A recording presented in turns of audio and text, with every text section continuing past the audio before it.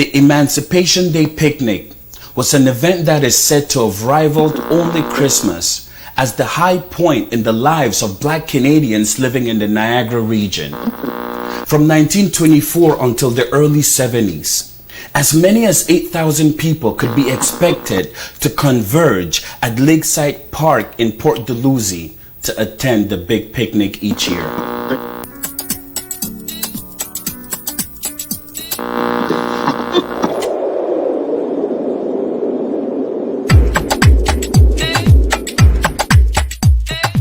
We live in Niagara.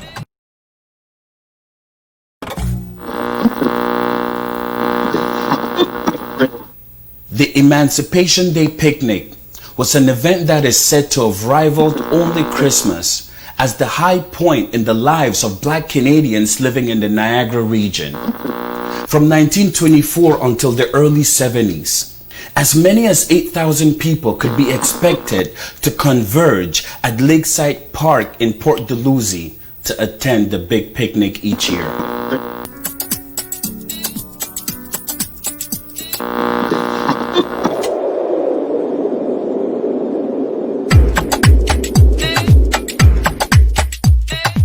We live in Niagara, we work in Niagara. Let's support each other, because we know that together we are stronger. Join us Saturday, August 1st as we celebrate Emancipation Day by supporting Black-owned businesses.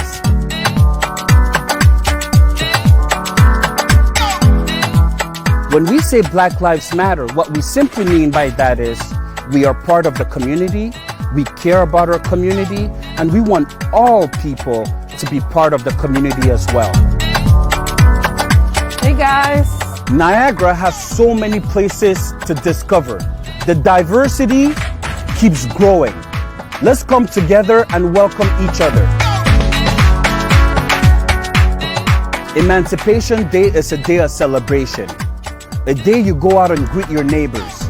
A day you take your family out on a picnic. A day you do something out of the ordinary.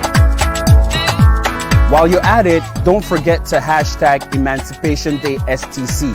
We already know together we are stronger.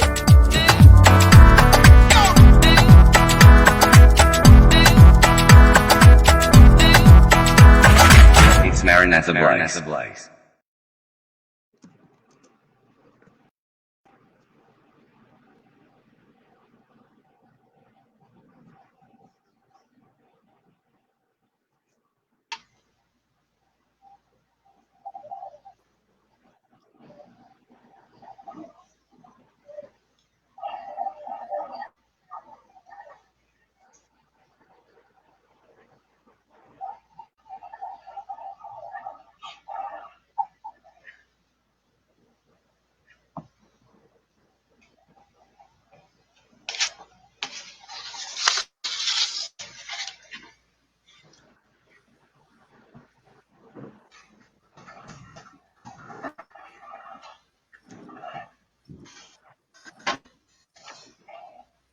Hi, everyone. Hello. Hello. All right. Hi, everyone. I'm Erica. I'm from Matter of Black. Hi, I'm Natasha from Black 0905 and Matter of Black. Hi, I'm Mutsa from Matter of Black. Hi, I'm Rachel from Matter of Black. Hello, everyone. My name is Jada from Matter of Black. Hello, everyone. My name is Bawin Same from Matter of Black. Matter of Black is a community Hi, everyone. I'm Erica Williams from Matter of Black. Sorry, Erica. Matter of Black is a community organization with the mission to uplift and amplify Black voices, Black businesses, and Black history within our community. We hope that you enjoy the speakers that we have for you, as well as the entertainment. And don't forget to check out our Black Market hosted by Black 0905. And today on Emancipation Day, when you go out to celebrate, I hope that you are planning to make some purchases from our Black vendors, as well as have an actual Emancipation Day picnic. While you're at it, take a picture and visit our Instagram page, Matter of Black Niagara, for a chance to win in our giveaway. Now we're going to have Tasha introduce our next entertainer. Thank you, Erica. I'm Natasha, and I would like to introduce to you Renatha Burdinen singing Lift Every Voice from Ottawa, Ontario.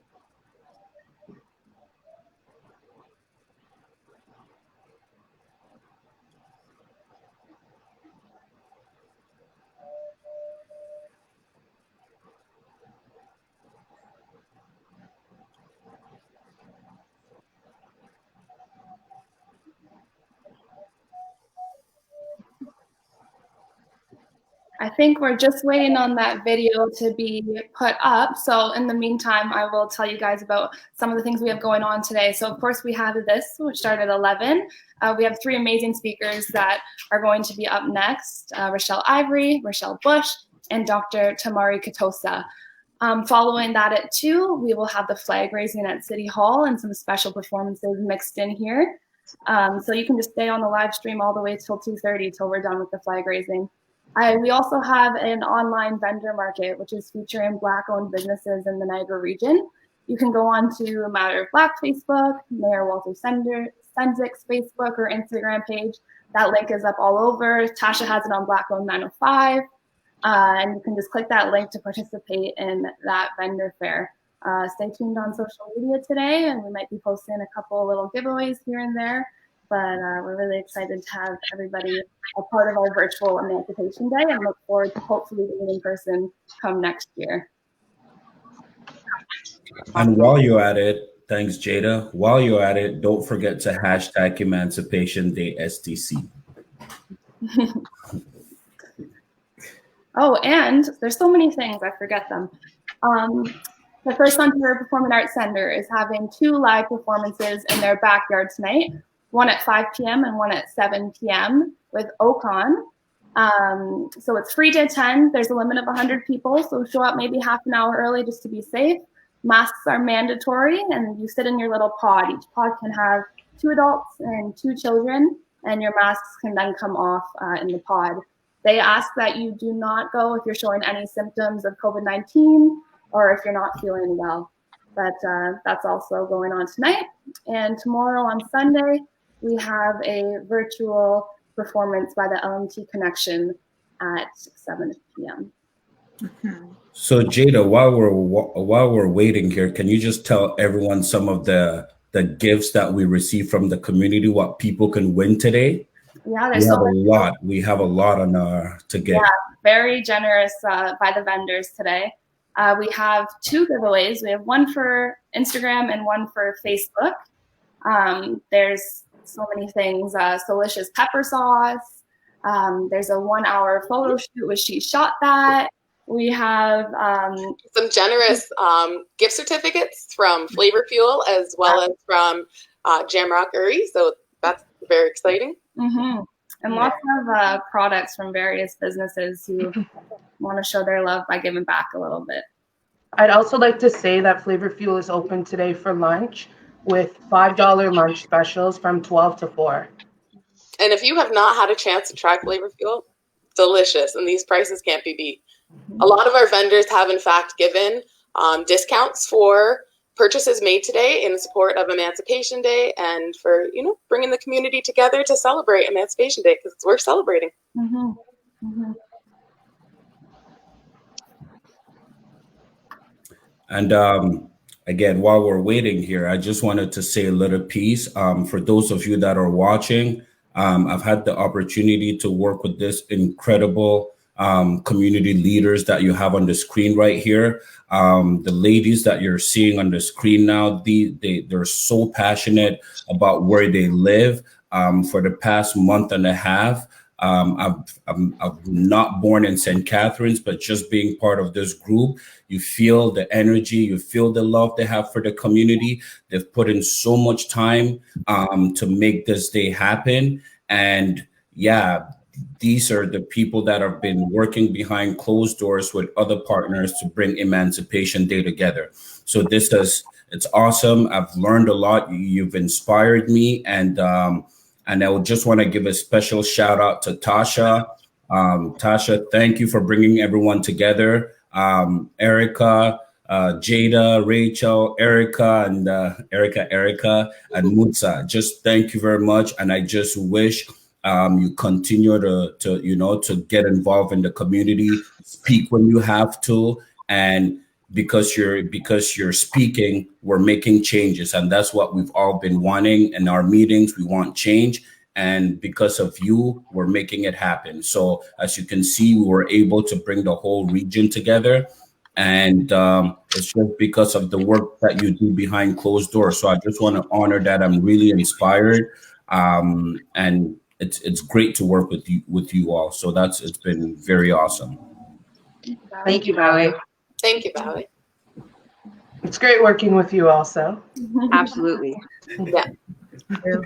I think one of the great things about this group, when I think of what we've done, is how we're trying to plan this in a month and a half, and then we're pulling it off, and at the same time we're like, what are we going to do next year?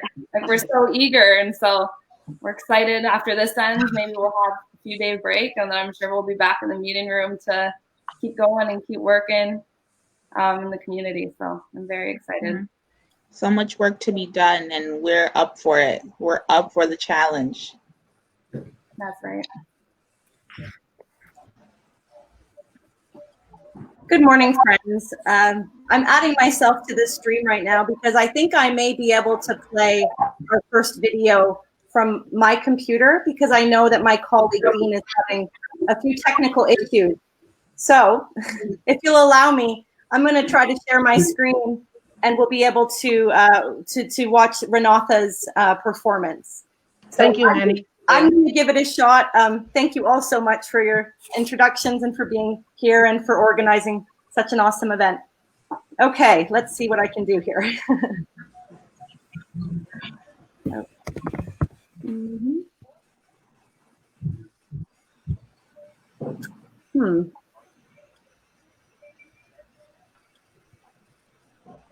Oh, goodness. There we go.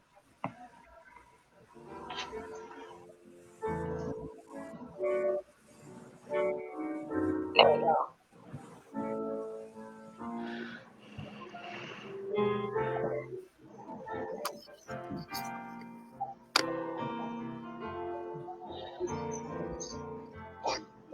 Lift every voice and sing till earth and heaven ring. Ring with the harmonies of liberty. Let our rejoicing rise highest the listening sky.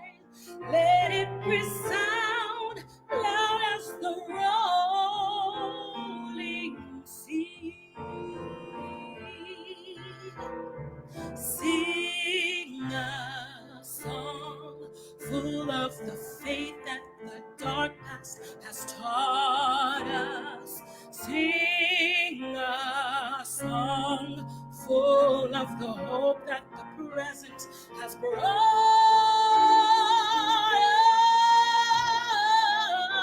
us. Facing the rising sun, our new day begun. Let us march on till victory is won. Stony the road we trod, bitter the chastening rod, felt in the days when hope unborn had died, yet with the steady beat have not our weary feet come to the place for which our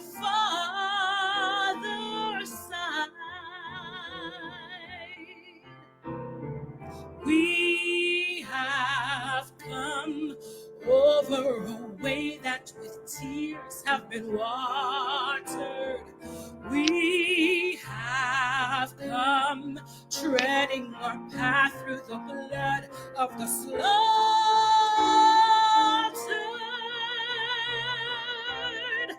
Out of the gloomy past till now we stand at last, where the white gleam of our bright star is cast. God of our weary years, God of our silent tears, thou who hast brought us this far along the way, thou who hast by thy might led us into the light, keep us forever, forever in the path we pray. Lest our feet stray from the places, our God, where we met thee. Lest our hearts, drunk with the wine of the world, we forget thee. Shadowed beneath thy hand, may we forever stand true to our God, true to our native land.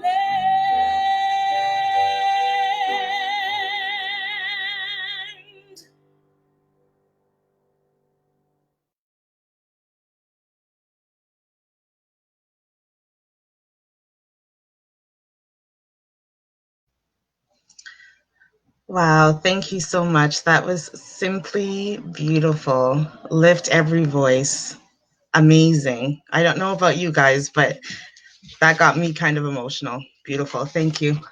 Good morning, everyone. Thank you so much for joining us for this Emancipation Day celebration. We have an exciting lineup, and we're so happy that we could share this with all of you. As Erica mentioned earlier, please remember to visit us on Matter of Black on our Instagram page for more details about our Black-owned giveaway. I'd like to introduce our first speaker. Judge Rochelle Avery is one of 10 citizenship judges in Canada and a paralegal professor at Mohawk College in Hamilton.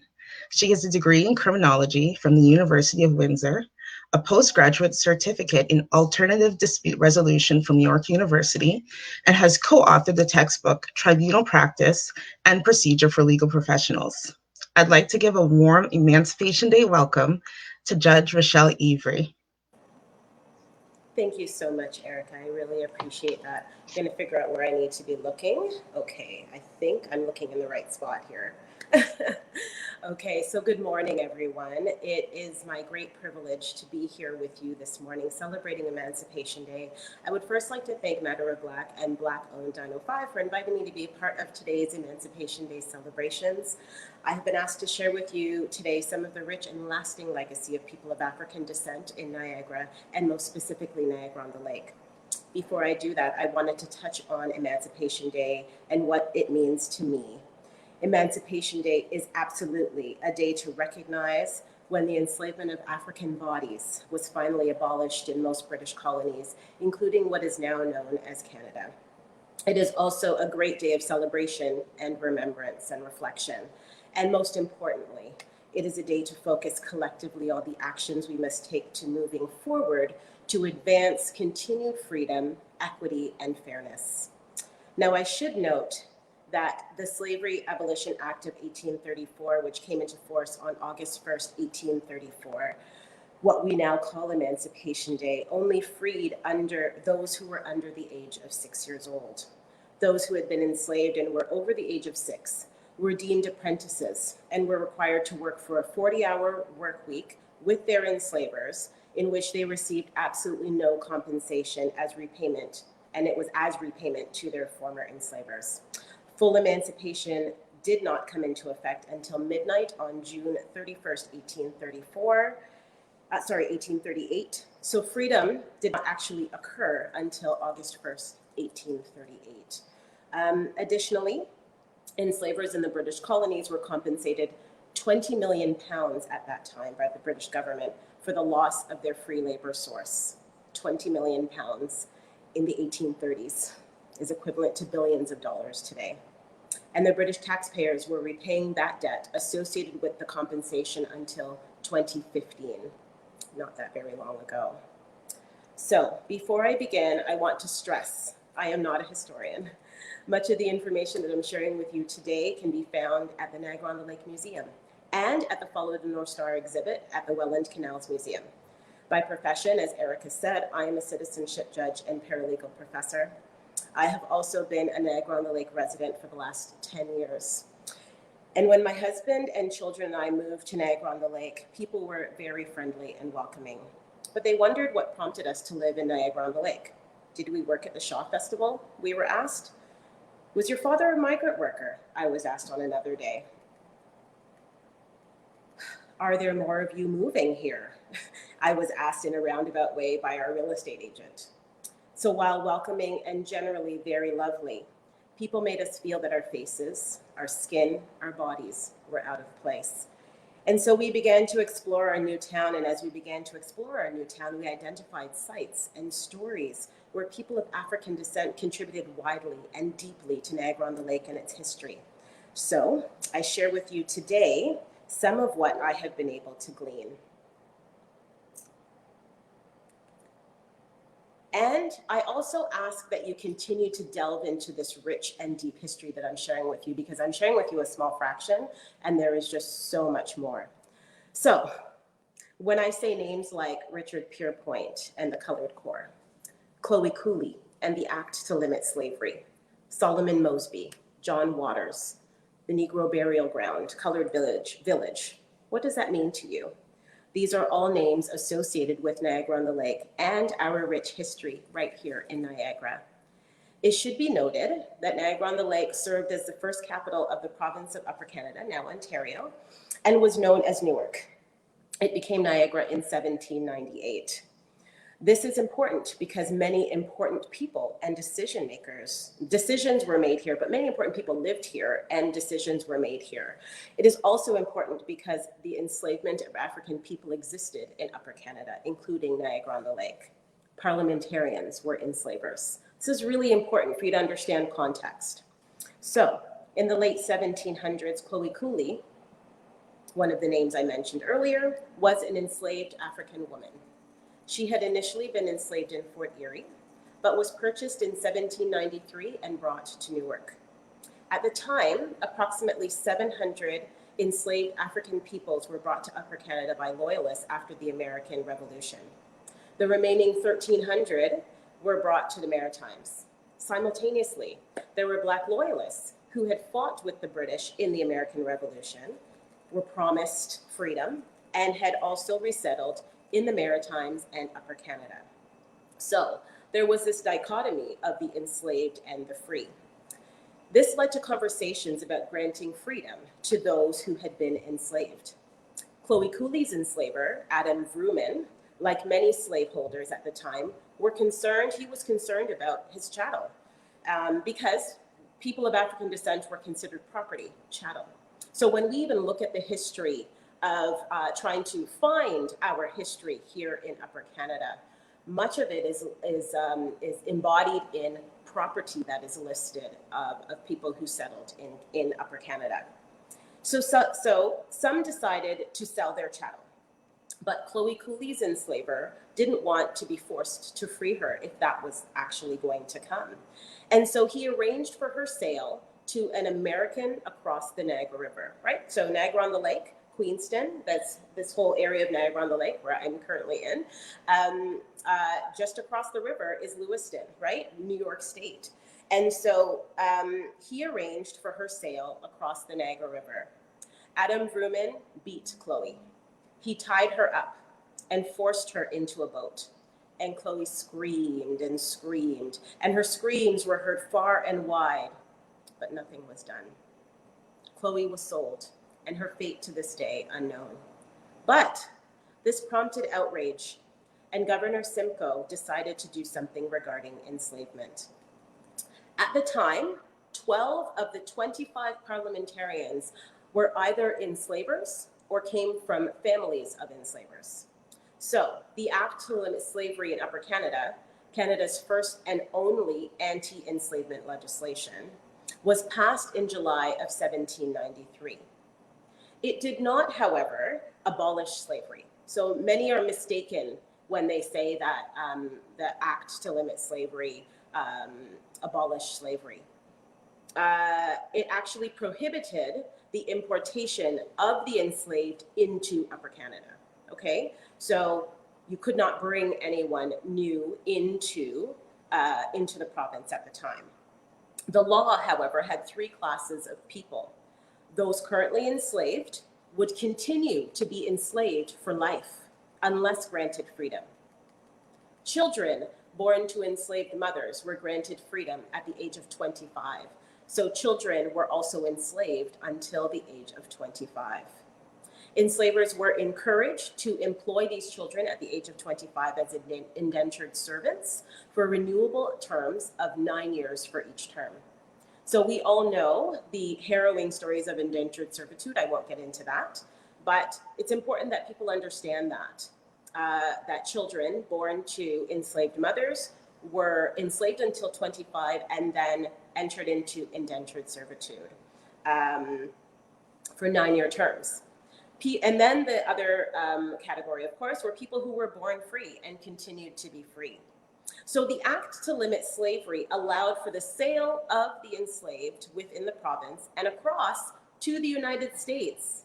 The last known sale took place in 1824. And the last of the enslaved were freed in New York in 1827, despite similar legislation being passed in 1799.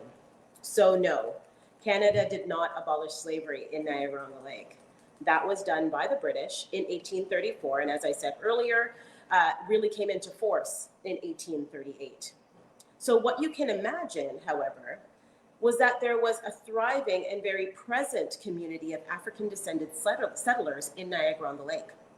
This became known as Colored Village, and it was located roughly south of William Street and between King and Butler Street. So the next time that you're in Niagara-on-the-Lake, you can go on William Street between King and Butler, and you are in the midst of what was then known as Colored Village.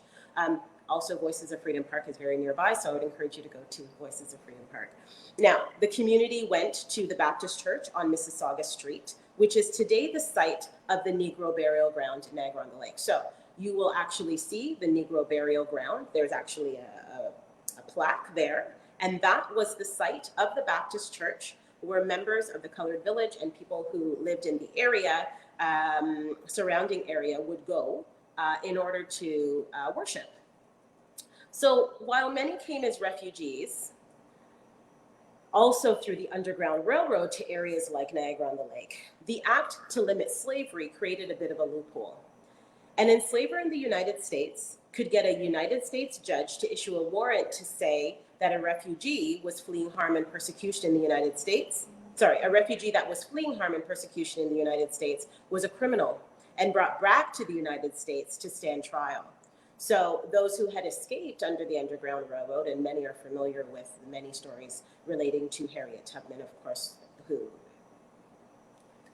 a moment of silence, right? So people came under the Underground Railroad, but there was a loophole. And so this actually created a serious issue in Niagara-on-the-Lake. And so one such case created quite the firestorm in Niagara-on-the-Lake. In 1837, Solomon Mosby was enslaved by David Castleman, who was a wealthy horse breeder in Kentucky. And Solomon was sent to deliver a message on horse to another enslavement plantation nearby. And this he saw as his opportunity to flee harm and persecution. And he arrived horseless in Upper Canada as a refugee. I use these terms because these are our current day terms. And it's important that we contextualize the experience. And so when I talk about people who fled enslavement in the United States. They came as refugees. We have a very robust refugee asylum process here in Canada now.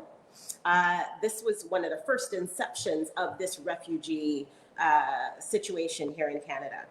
So when Solomon Mosby arrived horseless in Upper Canada as a refugee, the question became, should Upper Canada return him to the United States, knowing that he would receive an unfair trial and be re-enslaved? This became a serious moral issue here in Niagara-on-the-Lake. So the sheriff at the time here in Niagara-on-the-Lake imprisoned Solomon and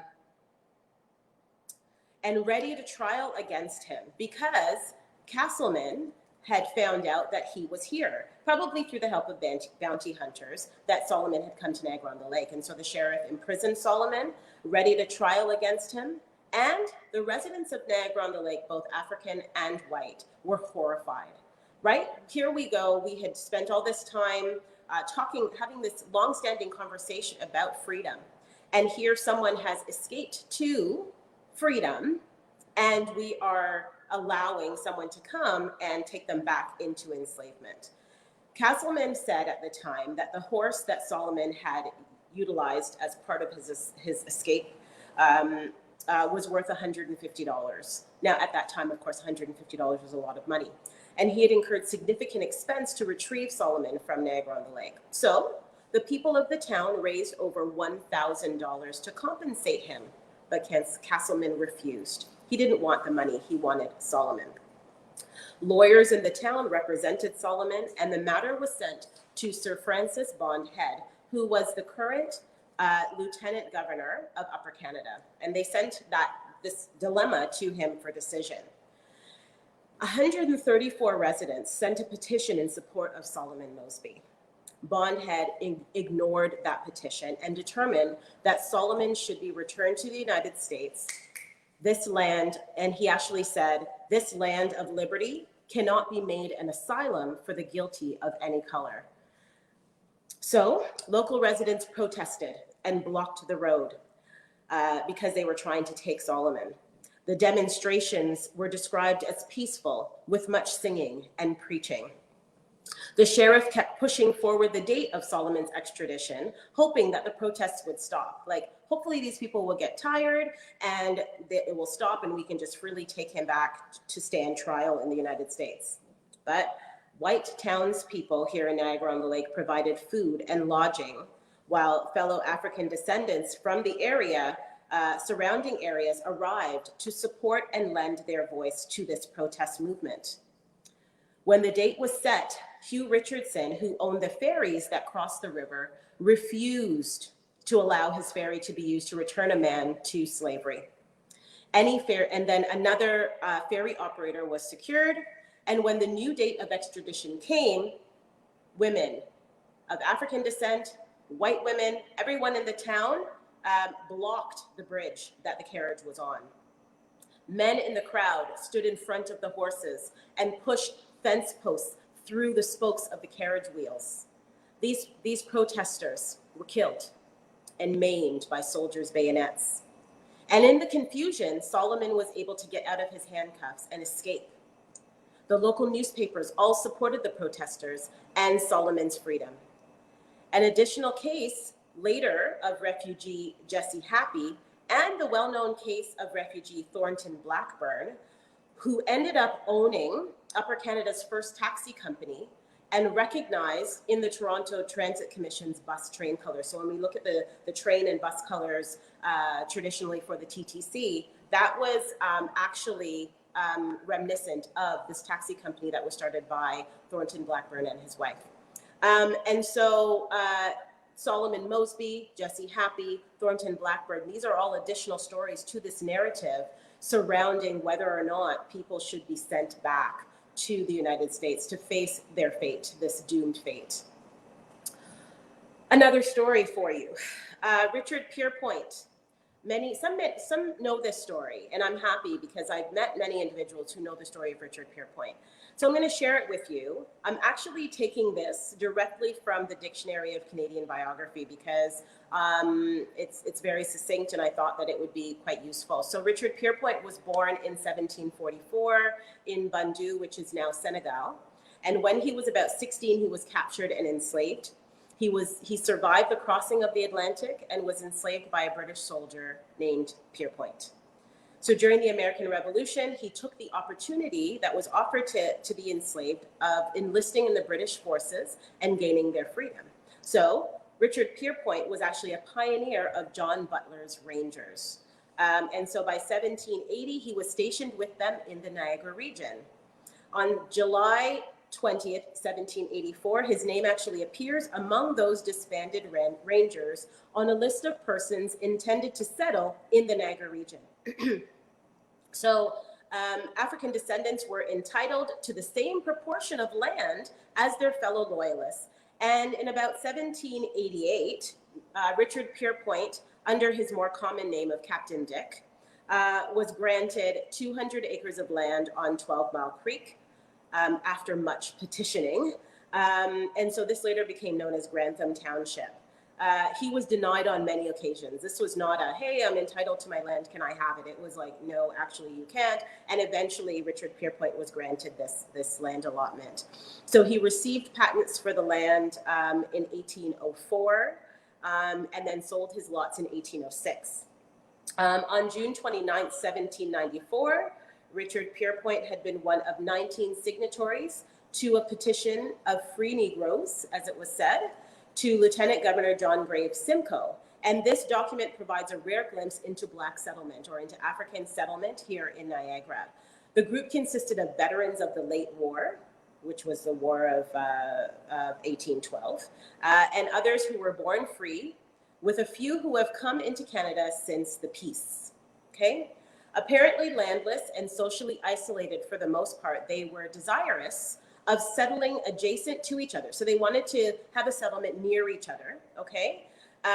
In order that they might be able to give assistance to those amongst them who may most want it. So they wanted a settlement so that they could, build and help each other.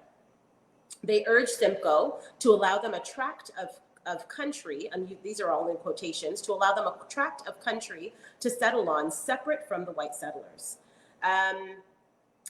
And so it's important that we understand, so the same way that people are otherized now, they were otherized then. It was not necessarily,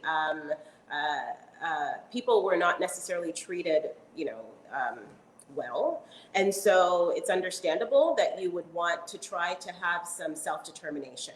Okay, so the petition, sorry, I've got a fly in here. The petition was quickly denied on July 8th by a committee of the Executive Council. And its minute books suggest the petition's emphasis on land separate from whites as mostly the explanation, like why do you want to be separate? Between 1806 and the War of 1812, Pierpoint resided in Grantham Township, earning his living as a laborer. The war once again provided him with an opportunity for change, and he proposed to raise a corps of men of color on the Niagara frontier. And his offer was turned down because they actually did not want to fight alongside African descendants. Like, that's just no, we're not doing that. However, we had taken quite the beating. And eventually, a small corps was raised up by Robert Runchie in October of 1812. And so Richard Pierpoint volunteered immediately, serving as a private from September 1st, 1812 to March 24th, 1815. The colored or black corps, as it was sometimes called, varied between 27 and 30 men, excluding sergeants and officers. And so they fought at the Battle of Queenston Heights on October 13th, 1812. And they were involved in heavy fighting during the siege of Fort George in Niagara-on-the-Lake on May 27th, 1813. The Corps remained with Brigadier General John Vincent's army on the retreat west to the head of Burlington Bay, Hamilton Harbor, and then followed it east again after the Battle of Stony Creek on June 6, 1813. And for the remainder of the war, they were used for labor and garrison duty. Stationed at Fort Mississauga, which they built themselves in Niagara-on-the-Lake. Fort Mississauga currently stands. and also at Fort George, possibly seeing action at Lundy's Lane. So when we go to Lundy's Lane, we see the Battle at Lundy's Lane. So possibly seeing action on July 25th, 1814. When the Corps was disbanded in 1815, Richard Pierpoint returned to the life of a laborer in the Grantham area. On July 21st, 1821, Richard Pierpoint, then a resident of Niagara-on-the-Lake, petitioned Lieutenant Governor Sir Peregrine Maitland for aid, since he was finding it difficult to obtain a livelihood by his labor, and was above all things desirous of return to his native country. His wish to return to the West African settlement he had left in the hold of a slave ship some 60 years earlier was not realized. And instead, he was given a ticket for 100 acres of land in unsettled, it's important that you recognize, unsettled Garifraxa Township on the Grand River near present-day Fergus. And so most of the grants were given to military claimants, including 2 other members of the Colored Corps, Robert Jupiter and John Van Patent. And of the 3, only the aged, very older Pierpoint took up this land, becoming one of the area's earliest settlers. So he was one of the first settlers of Fergus, Ontario. And it should be noted, this isn't in this, but it should be noted that he was supposed to clear the land, erect a house, and put a road within a very short time frame. I believe it was 2 years. And so in May of 1825, he completed all of his duties, clearing and fencing 5 acres and erecting a house. This is in his old age. Many of us, I'm in my 40s and I couldn't imagine doing that, and imagine being 70 years old and doing that. So finally, but not least, John Waters. He was a property owner and landlord who ran for and was elected as Niagara's first African-descended town councillor in 1870 in Niagara-on-the-Lake. He represented an all-white ward, and he was reelected 3 times, not once, not twice, but 3 times. Many are familiar with my own encouragement of good citizenship and civic engagement, and I cannot stress how important this milestone is to inspire and encourage future generations. Black excellence has been alive and well in Niagara for hundreds of years. And so the enslavement of my people was an interruption in our history. It is not the beginning of our history. It was a long and arduous, painful and traumatic interruption. But those who were kidnapped were real people with their own families, ripped apart, doctors, historians, midwives, royalty, architects, mathematicians, scientists, teachers. So while today we are talking about enslavement, the traumatic and long-lasting effects of that enslavement, freedom from enslavement, it is important to stress that enslavement of African bodies was the interruption and disruption in our rich history of excellence and the pursuit of excellence. And since excellence is in our DNA, we continue to strive despite obstacles, achieve despite barriers, excel despite disparity and disadvantage. So our focus on this Emancipation Day should be a celebration of that legacy of excellence and achievement. And our focus must be on how we will ensure that the barriers, the obstacles, the roadblocks of today are eliminated for our youth and for future generations. So on this Emancipation Day, I want us to focus on the collective actions that we must take in order to advance continued freedom and equity and fairness. This is a call to action for those that understand that there are real and systemic barriers to achievement in our community and are committed to ensure that our young people and future generations should not be saddled with the same barriers that I faced growing up. Many have asked me for the statistics to demonstrate that systemic racism exists. And to that question, I have 2 answers. 1, when I tell you my story and the story of so many others, hundreds, thousands of people who had the same experience as mine, you say that those are anecdotal. Well, I took both qualitative and quantitative research statistics when I was in university. The qualitative, or what you call anecdotal research, has been done numerous times. And this sudden disdain of qualitative findings is very convenient, I believe. The quantitative component is challenging because this problem is pervasive and multifaceted. Barriers are related to racism, poverty, discrimination, educational attainment, sexism, etc. So even if I provided you with stats, you would in turn say, how do I know that that's not caused by those other determinants? So I choose to focus on those that are collaborators and allies. I'm not going to focus my efforts to prove to those who do not want to be convinced. And I'm just going to, sorry, my screen just somehow got smaller on me. So just give me 1 second, because I have a very important quote that I want to share with you.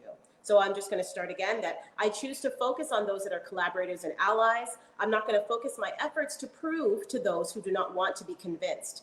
As Pulitzer Prize winning author Toni Morrison says, the very serious function of racism is distraction. It keeps you from doing your work. It keeps you explaining over and over again your reason for being. Somebody says you have no language, so you spend 20 years proving that you do. Somebody says your head isn't shaped properly, so you have scientists working on the fact that it is. Somebody says you have no art, so you dredge that up. Somebody says you have no kingdom, so you dredge that up. None of this is necessary. There will always be one more thing. And so with that said, again, this is a call to action to those who want to see the tangible change, a better and more equitable freedom, recognizing that the current disparities that we see in educational attainment, incarceration, policing of Black bodies needs to stop. We have work to do. And while conversations are important, we have to walk and talk, as they say in Jamaica. So while we are learning and discussing, let us act. Let's decolonize our curriculum. Let us include the legacy and excellence of people of African descent in our everyday conversations in our schools. Let us create environments where people of African descent are made to feel that they belong, no matter where they are, no matter where they live. When the judge walks in the room with my hue and my hair, I have very long locks for those of you who don't know me, why are you surprised? Let's talk about that. Let's dispel whatever is happening there and move forward with positive action, because I can tell you that there is a generation coming up with dreams and aspirations, and you should not be shocked when one of them walks in the room as your boss or your CEO. This is the future we're trying to build in Canada. Thank you. Wow, thank you very much, Rochelle. I have goosebumps right now from that. Thank you for taking the time out of your, I'm sure your very busy schedule to come join us and educate us on the Black history in Niagara. I'm now going to take the time to introduce Mutsa, who's going to be at the Crispy African Market and Convenience Store, which is actually one of our vendors who we have on our online market. And a reminder that we have 2 giveaways, one on Instagram and one on Facebook, which have prizes that were generously donated to us from our Black vendors. So without further ado, I'll put it over to Mutsa. All right, I'm here at Crispy African Market and Convenience Store here on Hartsel Road, and we're about to go inside and see what they're up to. Hey, Ola. Hi, Mutsa. How are you? Happy Emancipation Day. What are you up to here at the store? We have a lot of stuff in the store. Direct from Africa, like the cough drops, all the stamp forms from Africa. We have lots of them, but we are short of them because of the importation now. We have our peanuts from direct from Africa. You can see it's different. And we have our peanut cookie from Africa. This is all chips, Indomie noodles. It's kind of low in production now, so we are expecting some products this week. So we have Coke from Africa. Wow. You cannot get here in the Accra region. Wow. This is Coke direct from Nigeria. Direct from Nigeria. All imported. And Sprite. Wow. You want to try one of those sometimes and enjoy the taste. And we have a lot of seasoning. This is under seasoning, Maggi cubes, Maggi crayfish and stuff. No chicken, no beef. What's this, Ola? one? This is a stockfish from Africa. You can see how big it is. Wow. You see, this is rich man's food. Africa. So we have lots of them, different sizes. We have the flakes, see, and the hot one. So these are our seasoning from Africa. These are totally different tastes. If you try them, you're gonna love the taste. This is really home taste. Wow. I need some of that. Yeah, we have hot pepper, real hot pepper. No mixture. We have shrimps. We have crayfish. No dead sea. It's all cleaned out. We have different kind of dry meats from different parts of Africa. We have frozen fruits too, from all African, Ghana, Nigeria, Congo, Togo, different African countries. And we have our fish. So we have our catfish.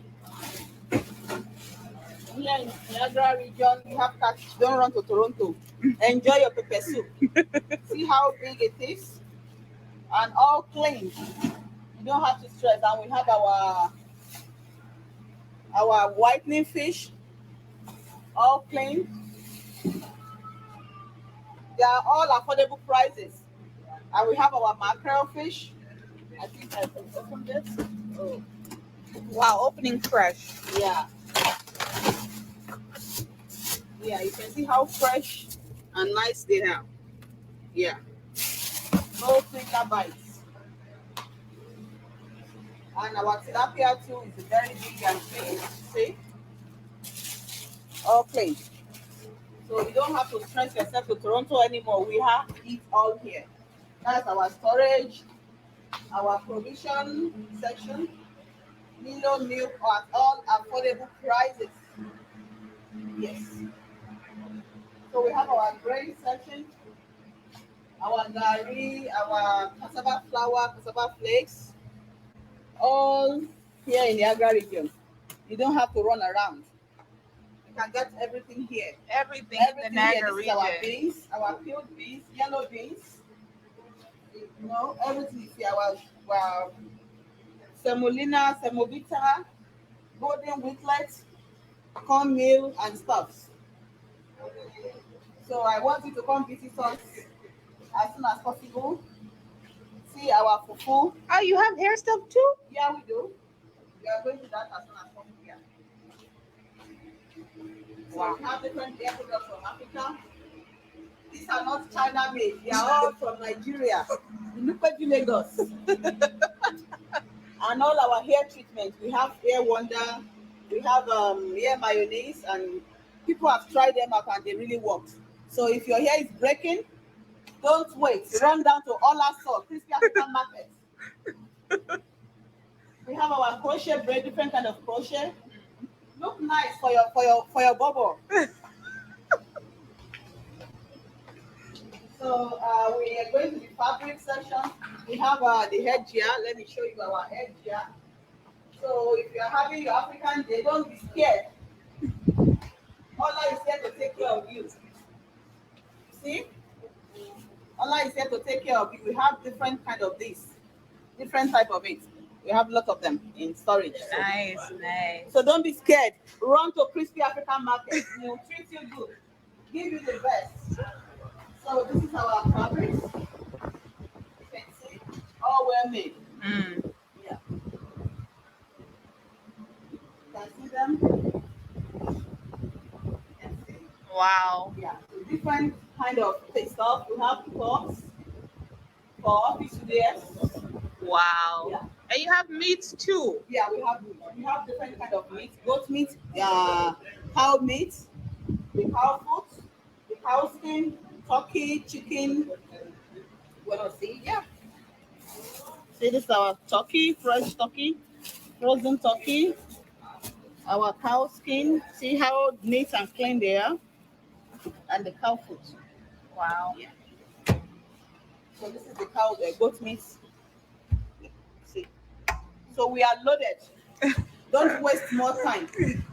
See us today at Crispy African Market And happy Emancipation Day. Thank you. What time are you open until today? We open till 6 p.m. 6 p.m. And then every other day? Every other day, 6 p.m. until COVID is over. All right. Yeah. Thank you, Thank Ola. you. We'll see you.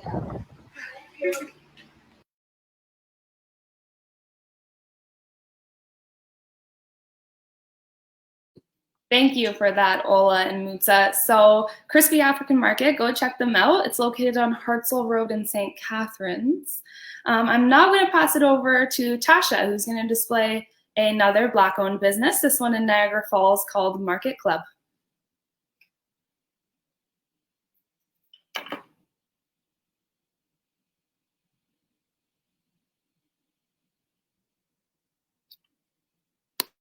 Okay, we're here at Market Club with Sadia. Hi, how you doing? Hello. What's your address? 6085 Lundy's Lane. Okay. Off Hannon Street. All right. In the back. The entrance Yes. is through the back. Yes. Okay. And you just have a grocery store here, Caribbean groceries, and lots of specialty foods. What else do you guys offer here? We do oxtail goat. Okay. So by the pound? Fish, yes. Okay. All of those by the pound. Fish, snapper, we do callaloo, fresh from the farm, but we freeze them. Okay. And we do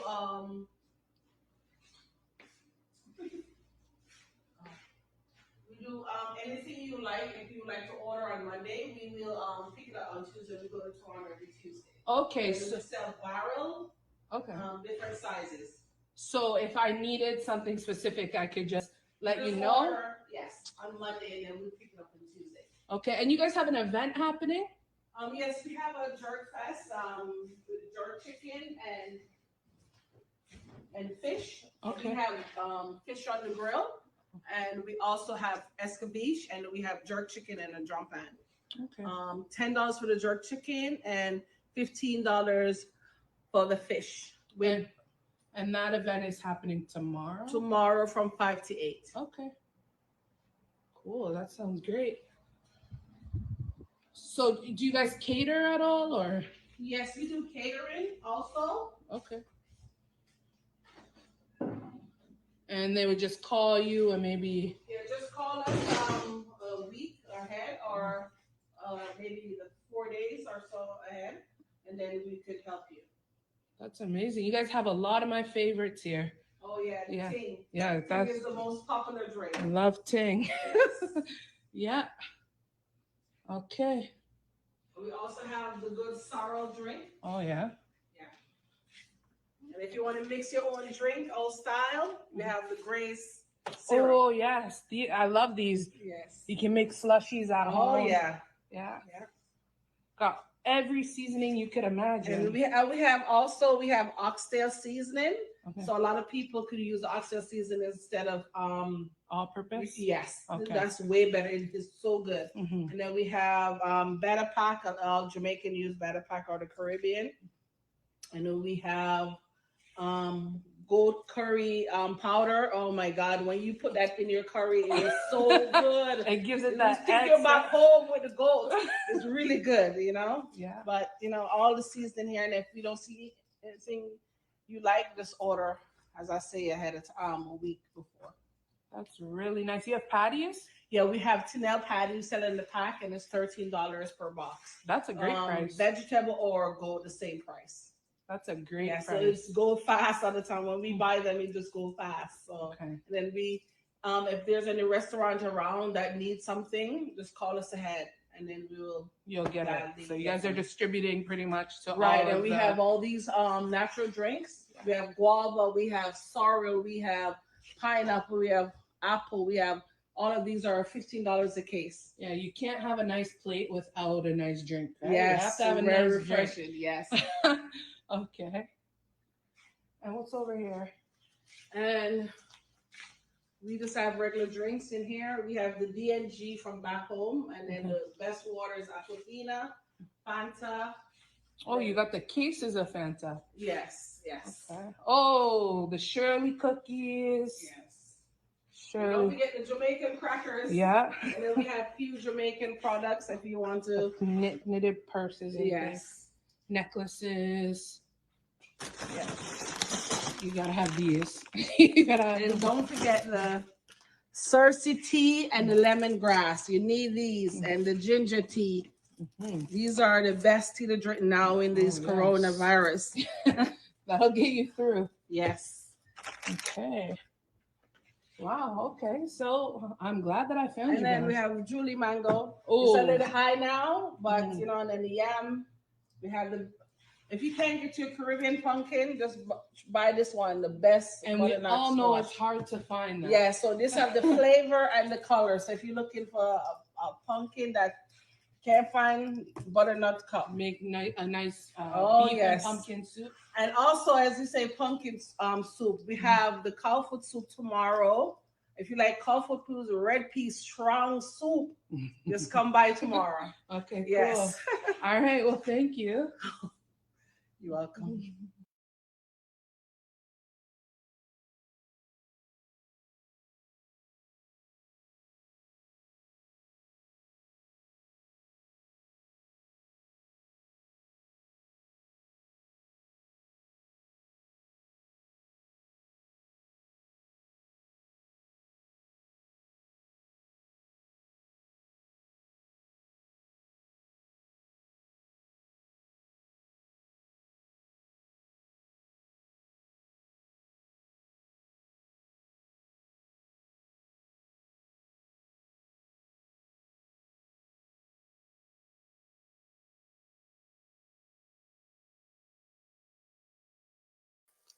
Sorry, technical difficulties, just realizing I was mute there. So yes, to reiterate all of that, today we've got a great vendor market for the Black-owned Niagara. Black-owned 905 is helping us host that. Additionally, if you visit the Matter of Black Niagara Instagram page, you will see that we have a giveaway. The giveaway is for some great contributions given from the different Black-owned vendors in the Niagara region. And yeah, we're looking to give away to one of our lucky viewers. If you take a picture of yourself out celebrating Emancipation Day by way of having a picnic or by supporting one of our vendors by making a purchase, then that is a fantastic way to enter this giveaway and yeah, win some wonderful prizes for supporting Emancipation Day STC. Up next, we have Rochelle Bush. She is the owner and proprietor of and primary guide of Tubman Tours Canada. She is a freedom seeker descendant born and raised in St. Catharines, and she has deep roots in this community. Her maternal two-times grandfather was the minister in charge of the Salem Chapel for a period of time when Harriet Tubman was a member.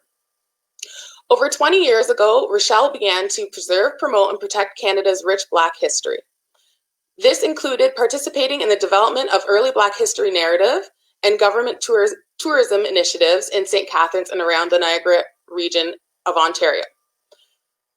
While doing such, Rochelle began to offer step-on guide services to showcase Niagara's Freedom Trail and enhance the visitor experience. Almost 10 years ago, she created the Harriet Tubman Tour to highlight the heroic figure and her time in St. Catharines.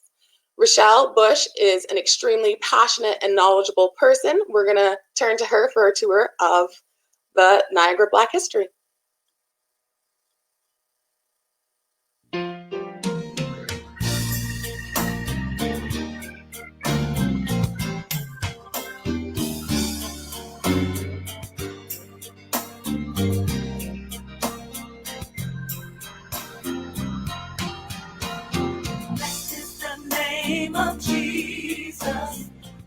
Happy Emancipation Day, everybody. My name is Rochelle Bush, and I'm a trustee and the church historian for the Salem Chapel British Methodist Episcopal Church, Harriet Tubman Underground Railroad National Historic Site.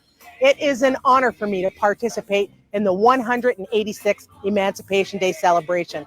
Right now, we're standing outside of the back entrance of the Salem Chapel. It's an honor for me to participate in the 186th annual Emancipation Day. I also want to make note that I'm the owner and operator of Tubman Tours Canada. This level is dedicated to our most famous member, Harriet Tubman. And right now, I'd like to take you for a walk around the lower level. What we have here is a display that indicates our position about the history of the Underground Railroad. So, The Underground Railroad is legendary. We all know about that. People of African descent who were enslaved in the United States were self-liberated. They connected themselves with a secret network of people who operated the Underground Railroad in order to find freedom. The Underground Railroad network would help pilot freedom seekers to the free northern states as well as to Canada. Many people put down roots in various parts of Canada West, my family included. My connection to the Salem Chapel is that my 2 times great-grandfather was the minister in charge for a period of time when Harriet Tubman was here. My great-grandfather was living as a free black in South Carolina. He arrived here in 1838. He was only 26 years old as a traveling AME minister. After the United States government passed the 1850 Fugitive Slave Act, he returned to collect his wife and his children, and they put down roots here in St. Catharines. So getting back to the first disclaimer that I mentioned about the Underground Railroad, the Underground Railroad was a secret network of people. It was a secret society, and it was illegal activity. Those that participated in the Underground Railroad were breaking the law. If caught, they could be returned to slavery. Free blacks I'm speaking about. White people could be imprisoned. They could lose their property. They could lose their finance. So a lot of people were putting themselves at risk during this time. This disclaimer indicates that we stand with the history of the Underground Railroad when it was written. So I'm talking about the 19th century, because a lot of it is based on oral history. Scholars today who are documenting these accounts, they have to go by their standard and discipline, which means they can only agree and support most times with what is on paper. I say that because the narrative of Harriet Tubman has changed.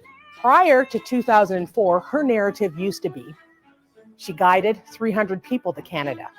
She made 11 rescue missions from St. Catharines, going back to Maryland, guiding people to St. Catharines. In 2004, when scholars began to research, they found out and they determined and they believe that she guided 70 people and instructed 70 people. She gave them directions as to how to make it to St. Catharines. Well, going back to the Underground Railroad being unlawful activity, we can't support that. We support both. So we are thankful for what the scholars have produced today, but we also support what our ancestors and others said during that time, primarily because Harriet Tubman never argued against it. This is her first reward poster. In 1849, she learned that she was going to be sold off. She was born Araminta Ross. Her nickname was Minty. She was married in 1849. She determined that if she was going to be separated from her family, it would be on her terms and conditions, not her enslavers. So she escaped. This wanted poster indicates that she was escaping with 2 brothers. They did so. They were away from their enslaver's home, which we call the plantation, for a couple of weeks. Then they decided, you know what? They wanted to go back home. Harriet Tubman, of course, resisted, but they made her return anyways. The brother did that because they were separating from their families. That was a difficult thing to do for enslaved people. When they were told that they were going to be sold off, that meant they would be separated from their loved ones forever and never see them again. When Tubman learned afterwards, when they returned back to the plantation, that she was going to be sold off as a single individual, she made the determination to escape on her own. Her husband, John Tubman, at the time, did not want to go north with her, and he didn't support her idea of freedom. So again, she was married to a free black man. She was enslaved. The wanted poster in 1849 for the capture of her and her 2 brothers, their value was $100 apiece. We're just going to move a little bit forward. She escaped in 1849 and she settled in Philadelphia. While she was living there, the U.S. government passed the Fugitive Slave Bill. From its early beginning, enslavers, along with the United States government, constantly protested about the provisions in the United States Constitution.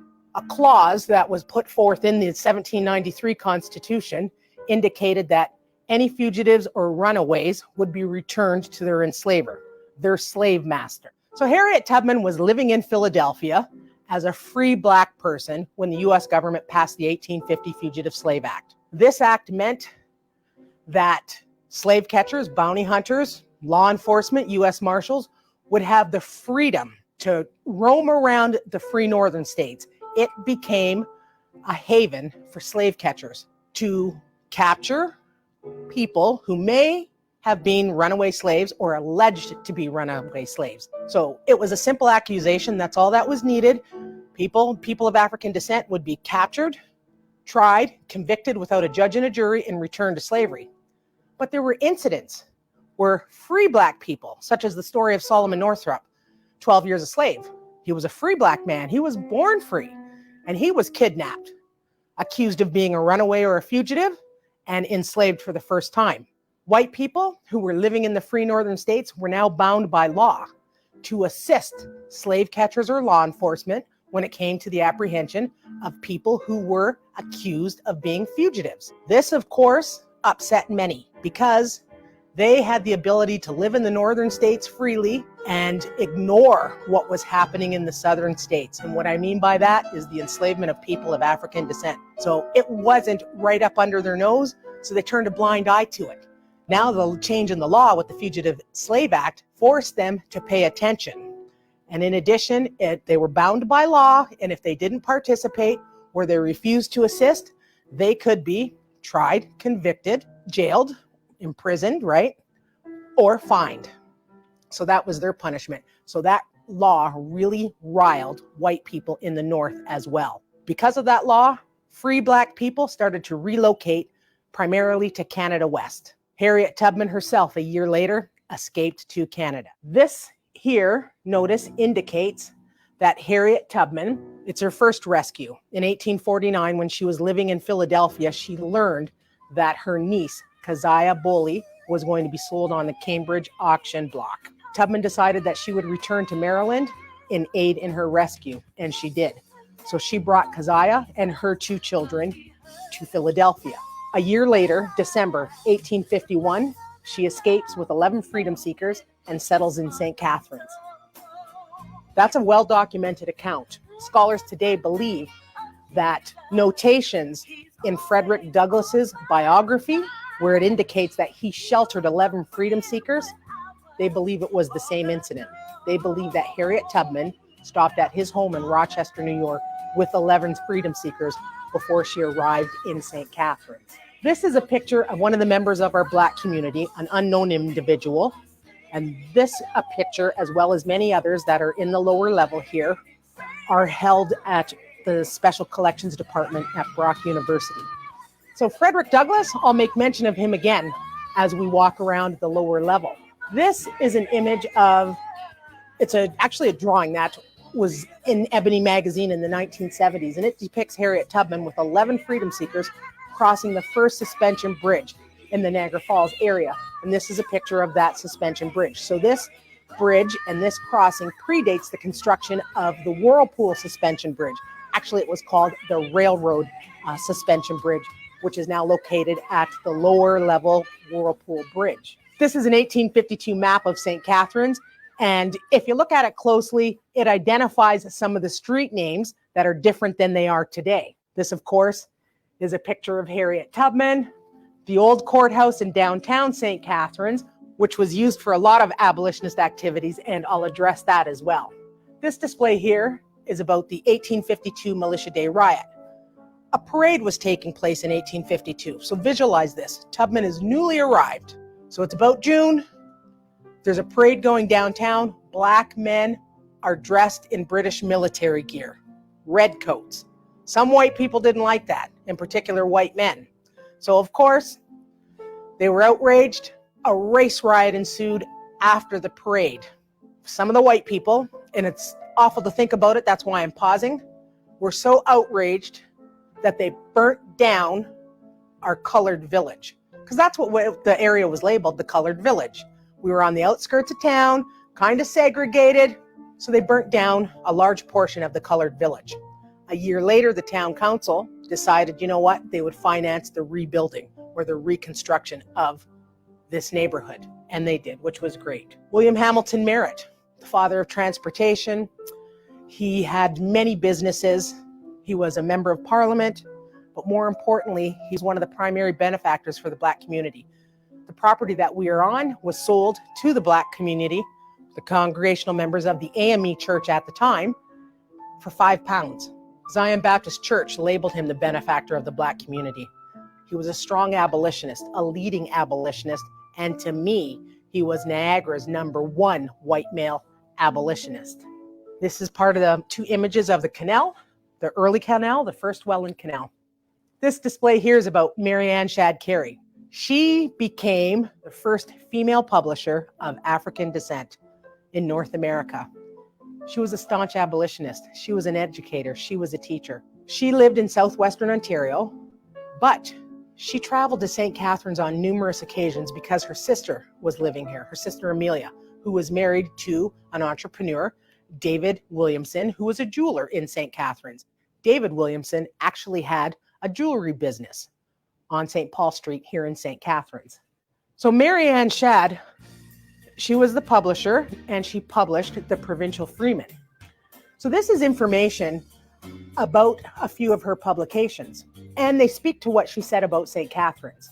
Here you'll see that she says that St. Catharines was riddled with Negrophobia. Sure, Canada was a gateway to freedom. We had our rights here. So my ancestors had their rights here. They could have housing without discrimination. They could go to court. They could take somebody to court if they chose to. They could vote. They had many liberties here that they did not have in the United States. But that did not prevent discrimination. It did not prevent or stop prejudice in the area. And when Mary Ann Shadd came here, she thought, you know what? There's something wrong with this picture. This town is riddled with Negrophobia. And she wrote an article about it, alerting people about the conditions in St. Catharines. So you had white abolitionists who were very good here in the city or the town at the time, and you had a lot of racist individuals who did not want Black folks in this area. That's just one article. She also addresses the school board system. She said that it was nothing but Negro haters who were preventing Blacks from having a formal education. And she railed against that on several occasions. This is Samuel Ringgold Ward, who was also one of her colleagues. And he too was a staunch abolitionist. And when he arrived in St. Catharines in 1854, he said it was the most Yankee town in Canada. So this is a picture of Harriet Tubman's brother, William Henry Stewart. He arrived with Harriet Tubman and 2 other brothers in 1854. This is a famous rescue.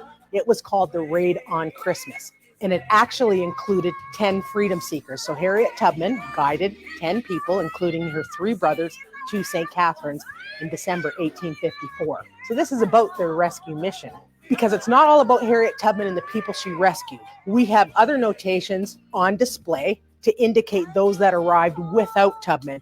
And one such person is Adam Nicholson. Adam Nicholson escaped from Virginia and made it to St. Catharines in April 1854. He put down roots here in the Grantham area, which was another outskirt of the town. So this colored village was here, and it was part of St. Catharines. The Grantham Township was on the outskirts of the area. So it was about 3 miles out, and there they were predominantly farmers.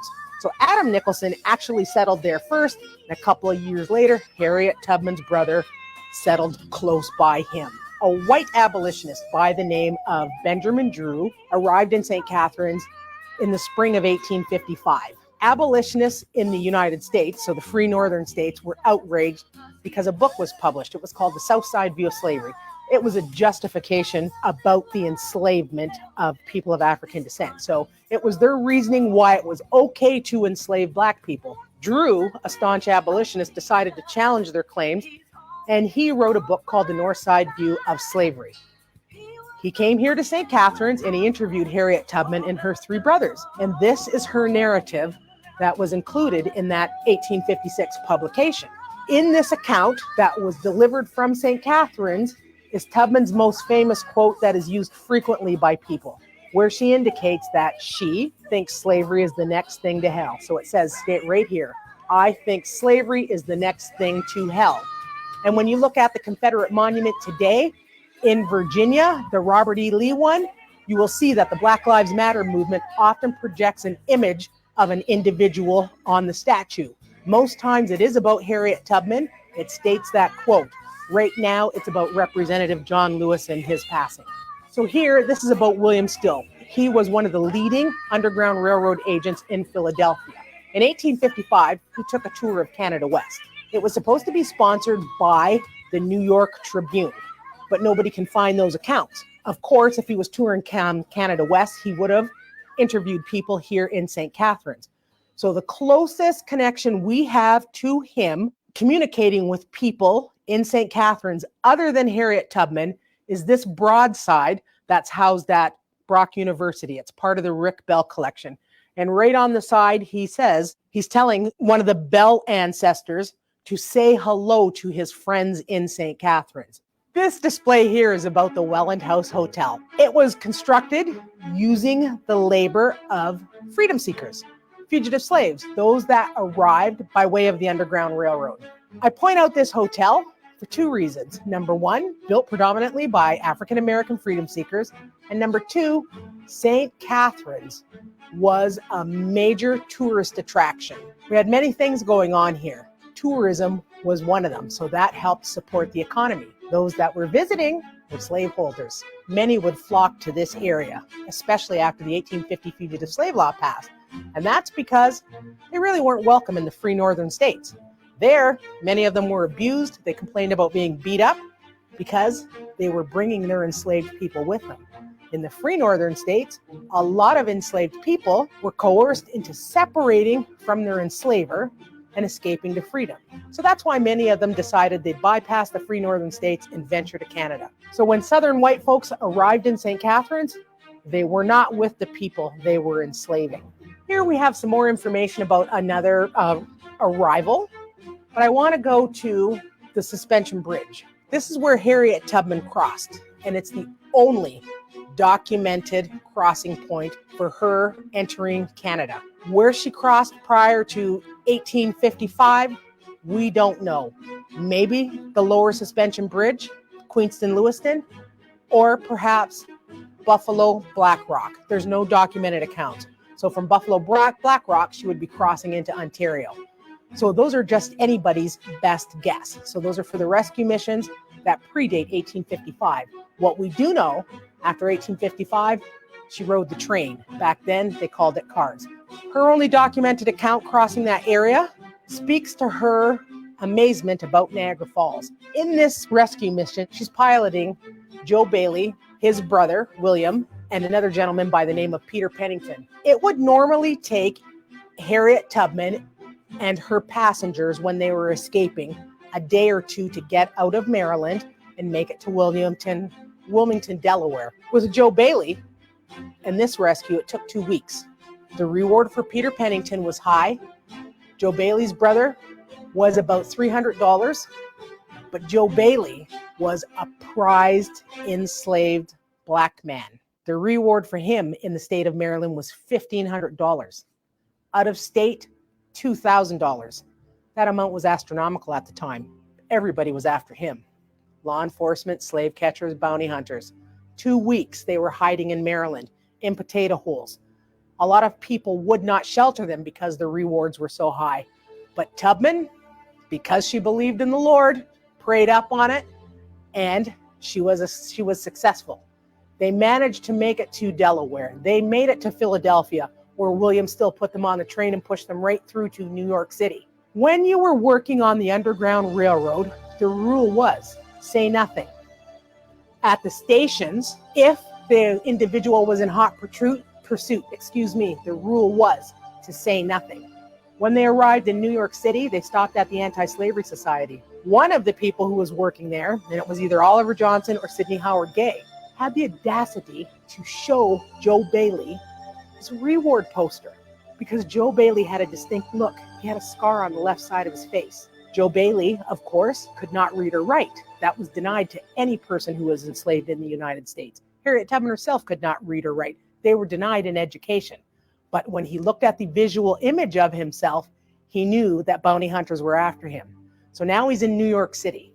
His first question was, how long is it going to take to get to that suspension bridge? They explained to him, and they even showed him a map.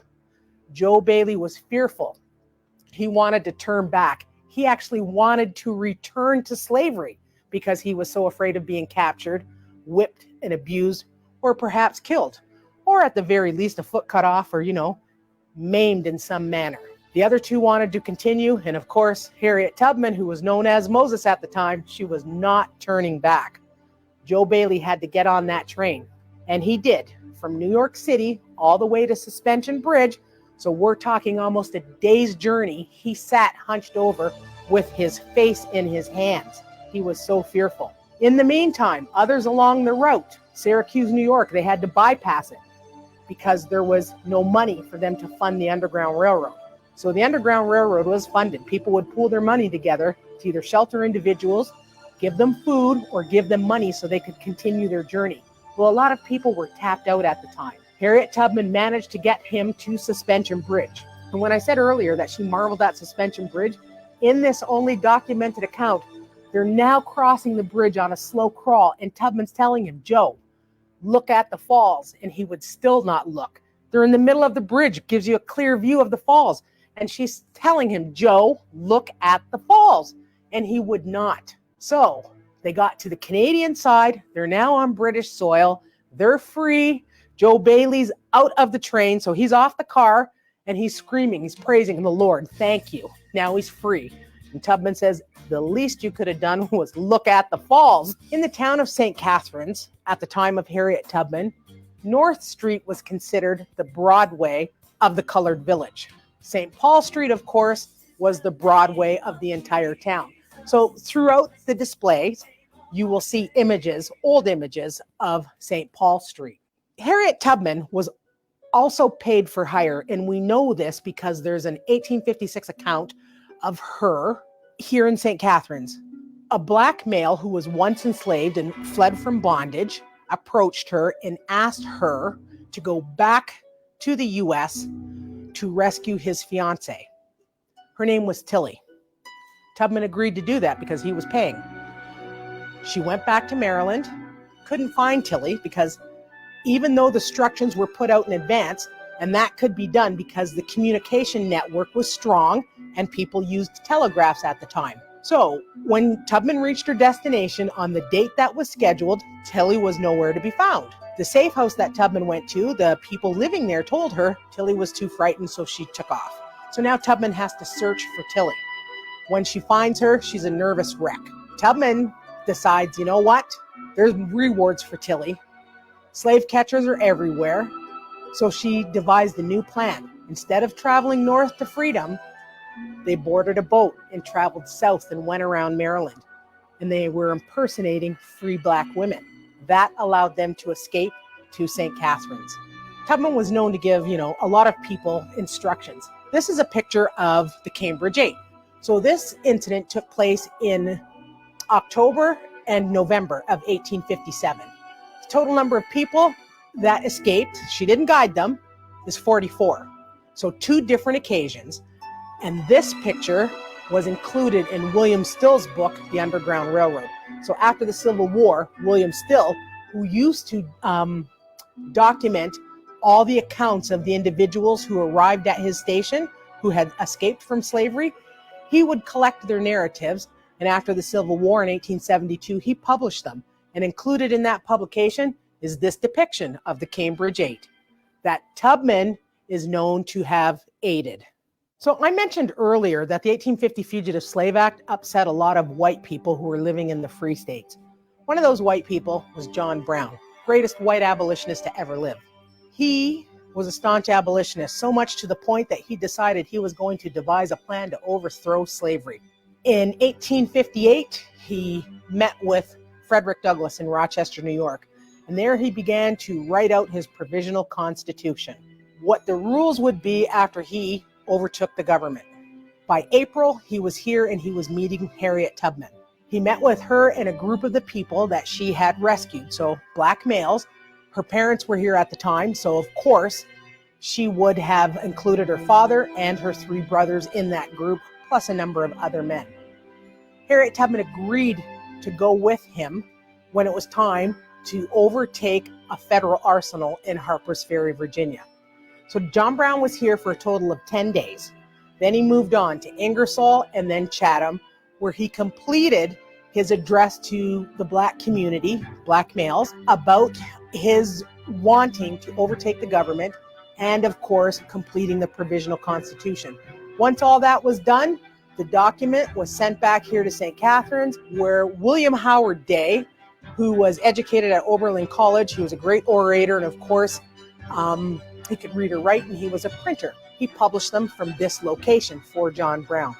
While this was happening, one of his trusted friends, John Brown's, one of his trusted friends by the name of Hugh Forbes decided, you know what?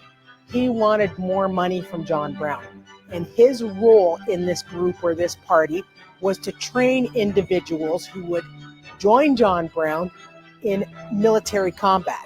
Well, Hugh Forbes wanted more money because they were short of money. Hugh Forbes decided, you know what? I'm going to rat you out. He wrote letters about John Brown's plans, and thank God he wrote those letters to white abolitionists. Some were American politicians, others were newspaper publishers. What he did not do was write to Southerners or Southern congressmen and let them know about John Brown's plans. Nevertheless, that frightened many people, so they put the plans on hold. It should have occurred, the overthrow of Harper's Ferry, in the summer of 1858. It did not. It did not occur until October 16, 1859. Because of the time that was in between both dates, many people who were in support of John Brown and said that they would assist him, they didn't show up when it was time for the attack. Tubman did not show up. They indicate that she was nowhere to be found. Some say she was in New Bedford. Tubman herself said that she was in New York City. So a lot of people weren't aware. Plus, the date changed. It was supposed to take place on October 27th when it actually occurred on October 16th. There were many people that John Brown was communicating with who were telling him, you know, it wasn't such a great plan and do not do it. One of those people was Frederick Douglass. So he met John Brown a month earlier before the raid on Harper's Ferry. And Frederick Douglass told him, I cannot be here to assist you. I would hope that you would reconsider. John Brown would not, so Frederick Douglass wished him well with his plans. John Brown was captured on October 16, 1859. He had 21 men with him. 5 were men of African descent, so Black males, 1 Canadian. On December 2nd, John Brown was hung for treason. He was a great humanitarian, and he went out swinging. He said he would do it again if he was given that opportunity, because he was against slavery and he wanted it to come to an end. So the number one question about Harriet Tubman is, what did she do in St. Catharines? There's not a lot of documentation. As I indicated earlier, we know that she was paid for hire. We know where she lived, in a boarding house with her elderly parents. And that was, on North Street, just behind the church. So we know that she operated a boarding house. That's where her parents were living with her, and she sheltered fugitive slaves. There's a possibility that she even worked in the hotel industry, because that's what she did in Philadelphia and Cape May, New Jersey. There's just no documentation. There's an account of her saying that she worked in the hotels in Philadelphia. There's an account saying that she was in Cape May, but there's no account of what she did here. She would have had to have survived. So we know that that opportunity was available for her, the employment opportunity. This entire display here is about Harriet Tubman and the people she was connected with during the Underground Railroad. I said before that I was going to mention Frederick Douglass again. Here he is right here. So Harriet Tubman's journey. She would start point anywhere in Maryland, sometimes Baltimore. Didn't necessarily mean Baltimore. Wilmington, Delaware, where she would connect and receive assistance from Thomas Garrett. Philadelphia, Pennsylvania, William Still. Then we have New York City, where there would have been Oliver Johnson, Sidney Howard Day. Albany, New York, where she would receive assistance from Stephen Myers. Then, of course, Syracuse, New York, Jermaine Logan, who was a frequent visitor here to St. Catharines, Frederick Douglass in Rochester, and then Hiram Wilson here in St. Catharines. There's no image of Hiram Wilson. He was a white man here at the time when Harriet Tubman lived here in St. Catharines, and he was the person that all these other individuals communicated with. There was on occasion where individuals who were escaping, including Harriet Tubman, would stop in Elmira, New York, and they would receive assistance from John Jones. The reason this is up here is Frederick Douglass, in his account of his 1881 biography, states all the locations that I mentioned, and he states St. Catharines, Canada West, as being the last stop of the Underground Railroad terminus that he was connected with. And all I can say is, thank you, Brother Douglass, for putting us on the map and making it known. This is an image of William Wells Brown. He also was a frequent visitor to St. Catharines, so there's about 4 documented accounts of him being in this area. In 1860, he wrote for the Palm and Pine an account about the colored village here in St. Catharines, saying that, you know what, they had their own homesteads, all paid for, so no mortgages. Some were farmers, some were entrepreneurs, some were omnibus drivers. So he pretty much told a story about the Black community here in St. Catharines. I mentioned earlier about what Harriet Tubman did. There was one other thing that she did that was equally important. She established a fugitive aid society here in St. Catharines, and that was to shelter individuals and help them along their way. Some remained here in St. Catharines and others moved on. So she did this shortly before the Civil War. And this image here depicts that, and here's members of that committee. What I found out in researching some of the members is that after the Civil War, we know that a lot of people returned to their homestead. So they were now free to go back to the United States and look for their loved ones. Some did that, some settled in the South again. But others, based on this research, and I'm speaking about Horatio Wilkinson, he decided that, you know what, I'll relocate to Chicago. So from that account, tracing his history, I found out that many others here, they did not go back to the South in search of their families. A lot of them moved to major cities in the US, such as Chicago and New York. Some moved to Philadelphia. So this is the newest picture of Harriet Tubman. It was discovered a few years ago. One of her colleagues, a friend, Emily Howland, had it in her collection. When it was discovered, of course, there was a lot of excitement. It was purchased along with a number of other photographs, and it is now in the, I can't say ownership because it's part of the public domain, but the Library of Congress is part owner, as well as the African American Museum, the Smithsonian in the United States. So that's the picture of Harriet Tubman. And that was taken anywhere between 5 and 7 years after she left St. Catharines. So she was a tiny woman, very tiny, petite, and very, very graceful. You can see that. It's a stark contrast to her being the Moses of her people and the fierce, courageous woman who was going back to Maryland to guide people to freedom here in St. Catharines. This is about her passing in Auburn, New York. So after she left St. Catharines, she moved to Auburn, New York. That's where she settled. She remained there until she died on March 10th, 1913. One obituary, Canadian obituary for Harriet Tubman, and that was written by Reverend Ball.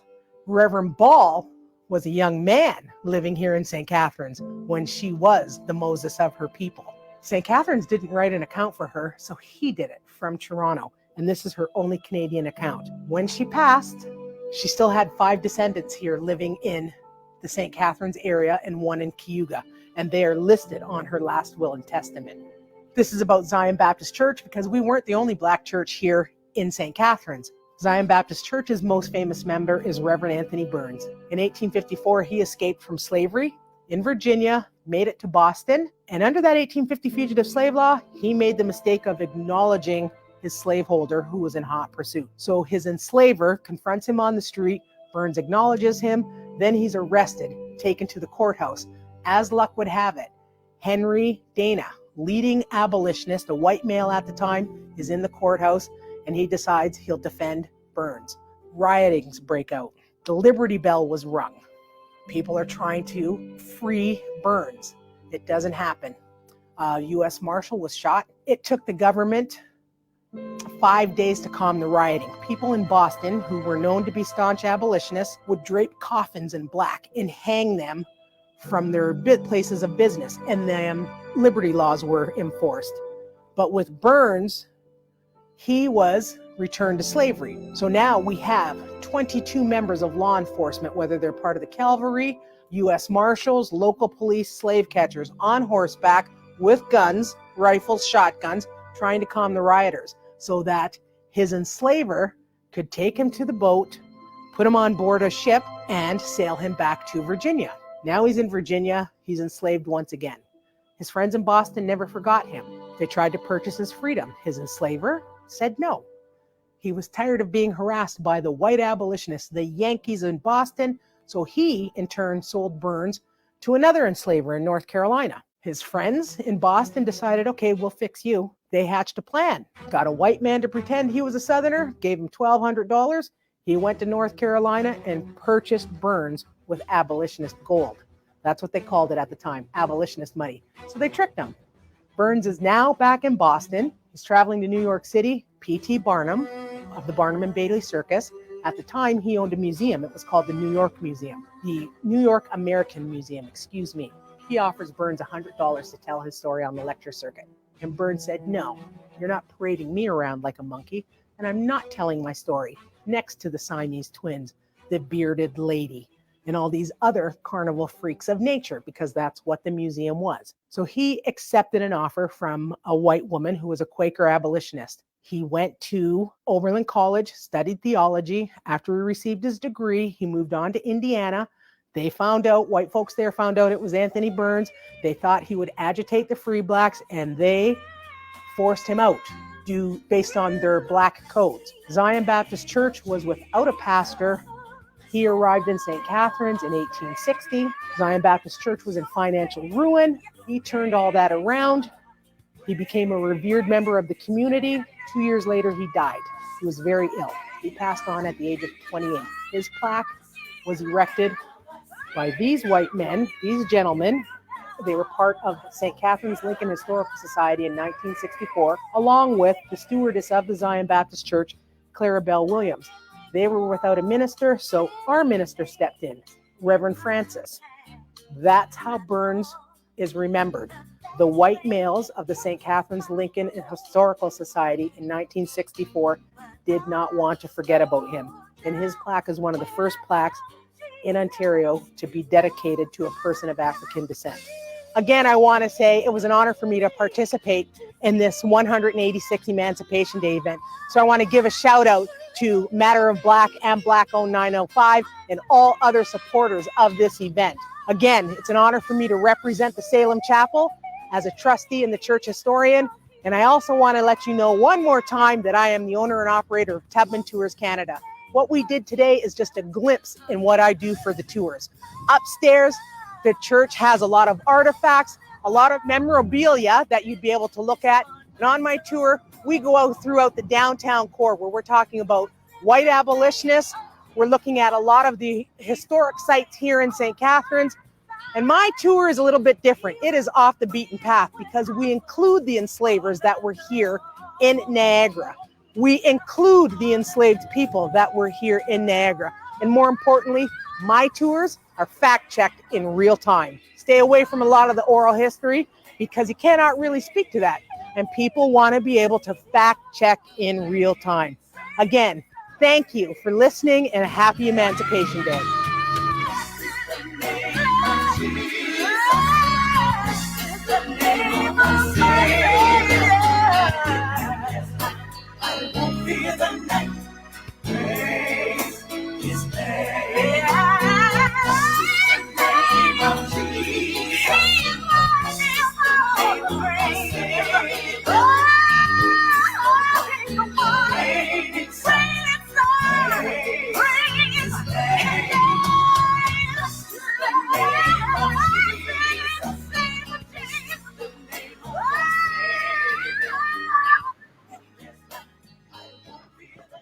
Hello. Wow. Thank you, Shelley. That was amazing. Every time you speak, I'm amazed. And you know, I've heard you speak a lot. Thank you. I'd like to introduce a tribute to Ruth Harper Bell, which is my great-grandmother.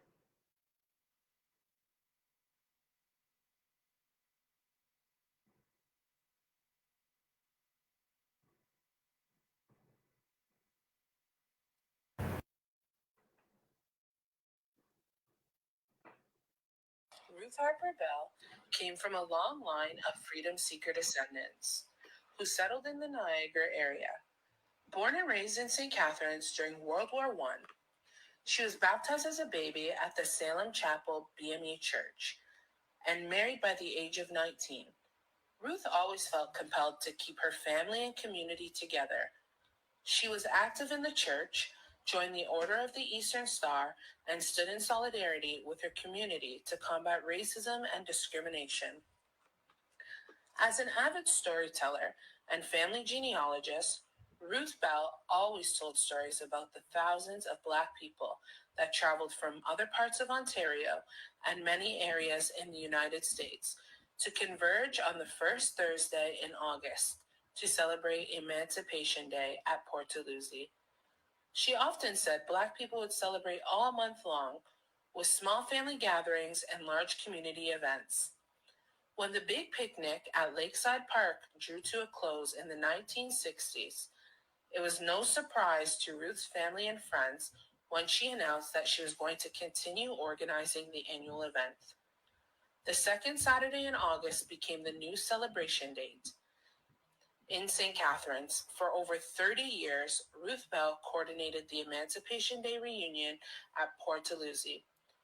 Ruth Bell maintained a kind, youthful spirit throughout her life and was often referred to as a social butterfly. Family history was important to her. Emancipation Day to Ruth Harper Bell was not only a day to remember and celebrate her courageous ancestors, it was also the day to bring her family and community group together so that they would never forget. My grandmother Ruth really made the Emancipation Day picnic something to look forward to every year. Growing up, it was always the highlight of my summer. My grandmother was always the first person I would see as soon as we entered the pavilion at Lakeside Park. She would greet her family with a hug and a kiss, and of course give all of the children a nickel to ride the famous carousel. I'm so happy and honored to be working with a group of community leaders to bring back Emancipation Day in Niagara. I think my grandmother would truly be proud.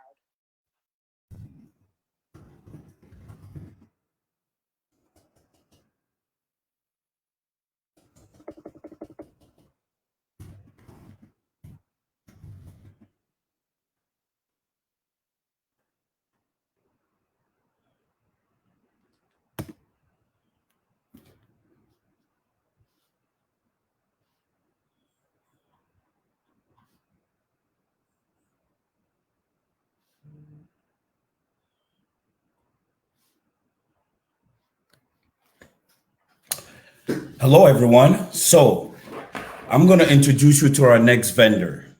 If you're looking for hair product, if you're looking for hair extension, if you're looking to add some flavor to your food, if you're looking for a Caribbean and an African product, check out Afro-Caribbean Variety Food Market.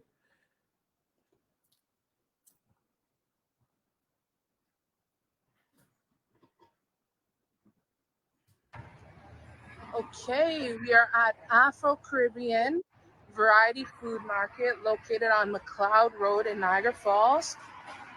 The hours of operation right here. Oh, they have a little bit of everything here. Hair. I know we are always looking where to buy hair. So they got a little bit of everything, it looks like. And we have the lovely Sophia. Hi, guys. Sophia, how long have you been here? 6 years. 6 years. Yeah. Wow. We sell everything, food stuff like oxtail, goat meat. But to buy and cook at home. Yeah, Okay. take home and cook. And we braid, we do extension. Oh, you do hair Yes, here? I do haircuts and I sell extensions. Wow. Good price. You know, we can help for everything. So all varieties we sell. And there's lots of creams, soap. This is stuff you certainly cannot get at any other stores. Lots soap, you know, anything you want to just come and check it out. So you sell African products as well as Caribbean? Yes. Caribbean food, yeah. Okay. What's your name? Jonathan. Jonathan. Nice to meet you, Jonathan. Yeah. Look, they have everything. Durags and brushes. Yam. Goat head cut. Goat head? Yeah, goat head, goat feet. Goat feet. Cow skin, cow, you know, have everything. Oxtail. Wow. I you know what? I did not know you guys were here. I'm from St. Catharines, but I'm so people come from American, they come from Buffalo, from here. I bet, because you guys have a Greensby, everything. you have a lot of things, and I'm so happy to know that you're here. Jamaican patties, Tanel. You sell the Tanels by the box. Yes. How much for a box of Tanels? $15. 15. That's a great price. And Tanels are the best ones. So you have all different things here. Can I open the freezer? Wow. Yes. Look at this. Goat meat. Saltfish. Good prices too. Look. Everything. Smoked turkey? Yes. Wow. We have fresh turkey, smoked turkey. Oxtail. Cow skin. Yeah.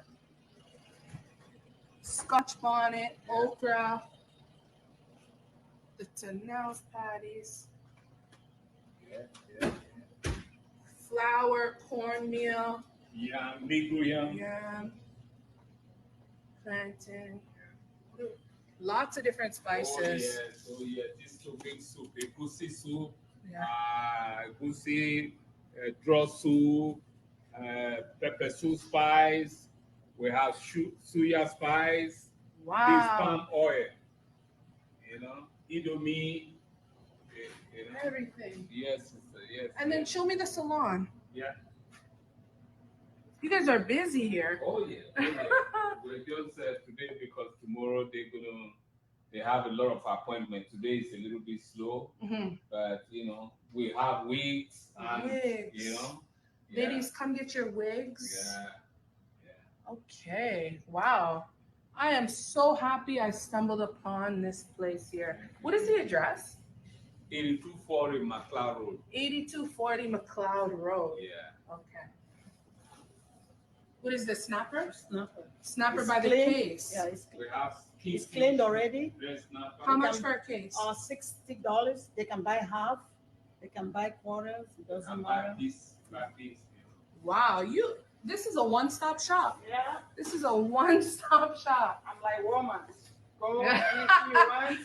The Afro-Caribbean Walmart. Yes.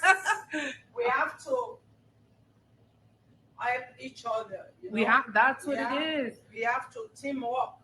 Teamwork. Yeah. Teamwork makes the dream work, right? Yes. Very nice people. Sophia and Jonathan. Lovely people. Come visit them. All right, you want to say bye? Bye, everybody. I'm expecting you guys to come and check it out. You know, God bless. God bless.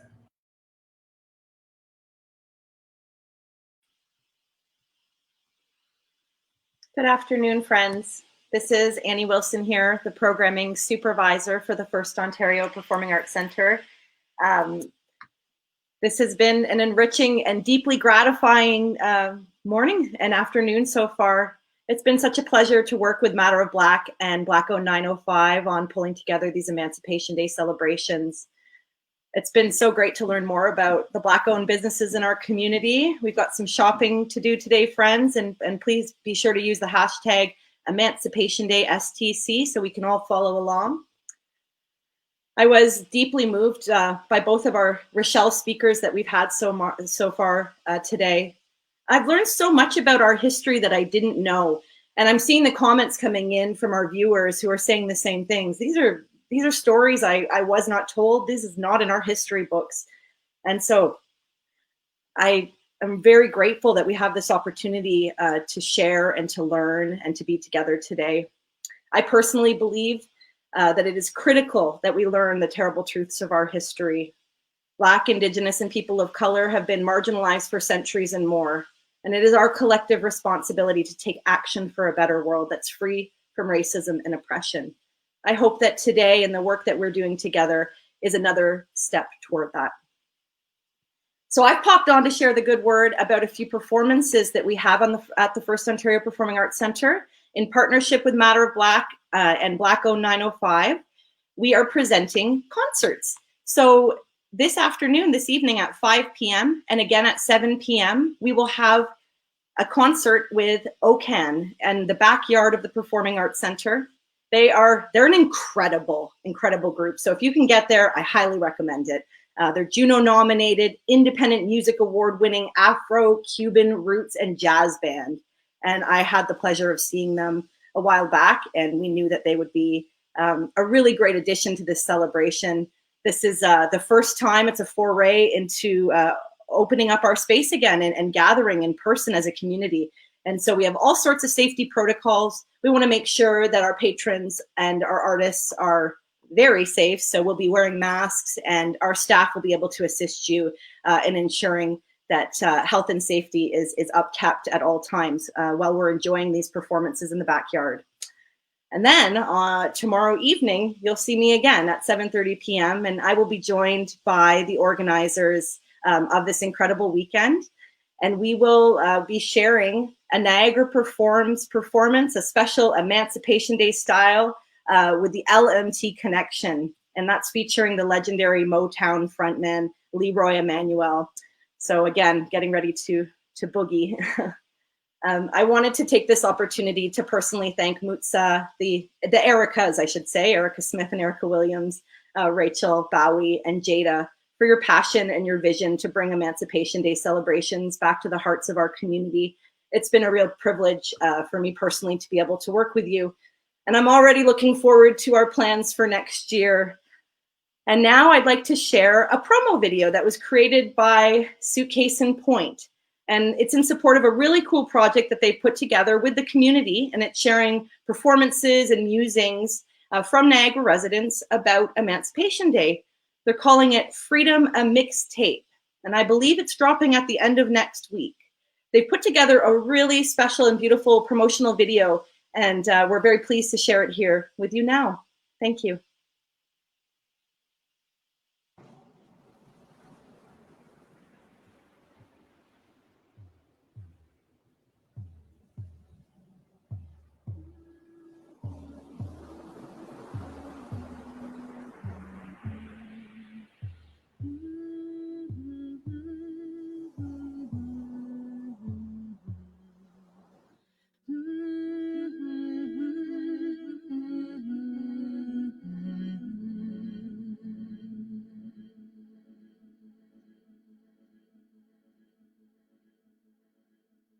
Freedom, freedom, freedom.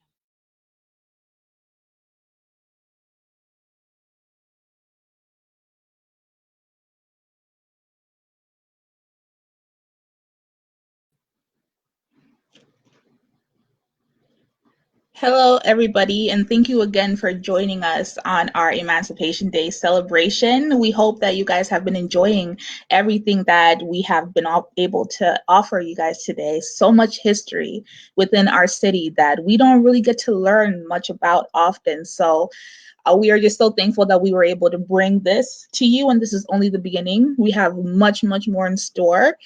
Make sure that you go out,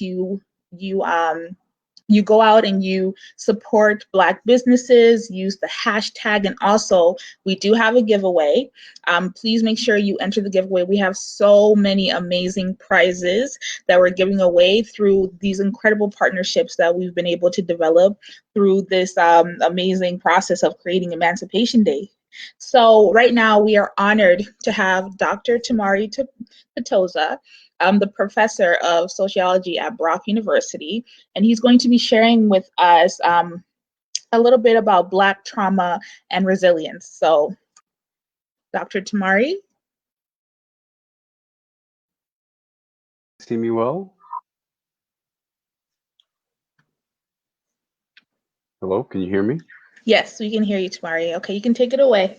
Great. Thank you so much for inviting me, Mutsa, to share some thoughts on the issue of trauma and resilience experienced by African people relative to the issue of slavery, but also to speak about issues of resilience. So what I've got here is I designed a brief presentation that I want to share with the audience and the community. But I need to give a very brief backstory as to why I developed the presentation this way. I think if we're dealing with trauma, one of the issues that I think there are at least three that I think are important for us as African people to address. One of them is that to actually talk about the transatlantic slavery, the trans-Saharan slavery, and the Indian Ocean slavery that saw African people being traded into the Indian Ocean, is that to actually speak about slavery itself is traumatic. And very briefly, I think this is traumatic for three reasons. One is that there's a sense of stigma and shame associated with slavery, because there is the impression that blackness and slavery go together. And this is definitely the case post 1655 in the Americas, where chattel slavery was associated quite explicitly with African people, because there were laws that were passed that ensured that if one's mother was a woman of African descent, then the offspring or the children would also be enslaved. But we can also go back a bit further to the 3rd century of the Common Era, where Judaism and Christianity associated blackness of skin with slavery. But it's important to understand that this did not really take on the sort of connotation and characterization that it did until after 1655, because one of the things that I want to show here is that slavery is a problem in human history, and that it is not explicitly a problem that is linked to blackness of skin, for which people of African descent need to be ashamed about. The second issue why I think some African people might find it traumatic is that one might experience anger when one reads about and comes to terms with the sheer brutality, the abject violence, the very sadistic nature of slavery from the Arab slave trade of Africans and the European slave trade of Africans, that this can generate feelings of anger. And that can be traumatizing, because the question is, what do you do with that, right? And so some people might want to avoid examining the experience of the transatlantic slavery and the Saharan trade and the Indian Ocean trade, because it might generate anger. And related to that is it can be associated with the anger is tremendous frustration. When you have anger and you don't have any meaningful way to address it, this can lead to frustration.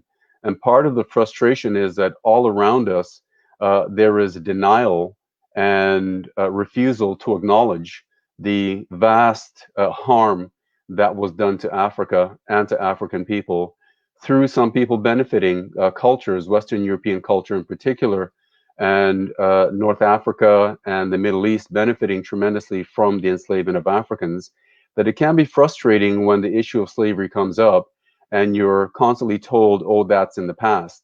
And a part of why that's frustrating is because anti-Black racism has taken over in many respects, continuing the harms of slavery.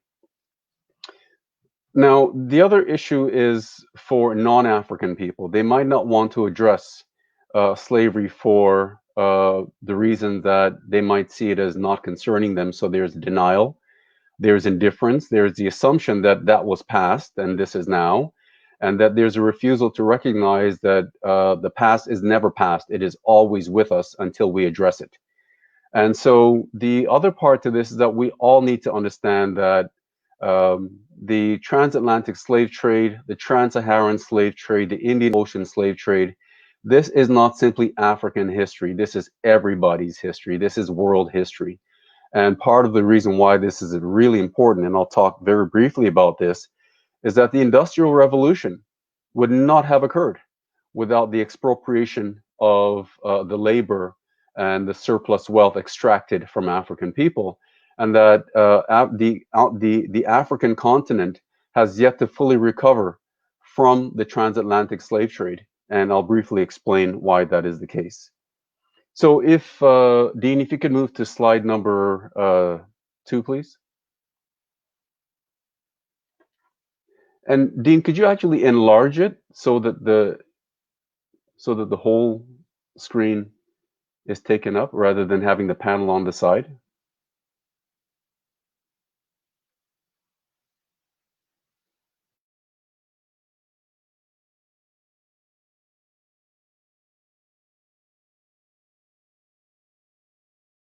It disappears and we have the full PowerPoint, and then I'll just direct you through each slide.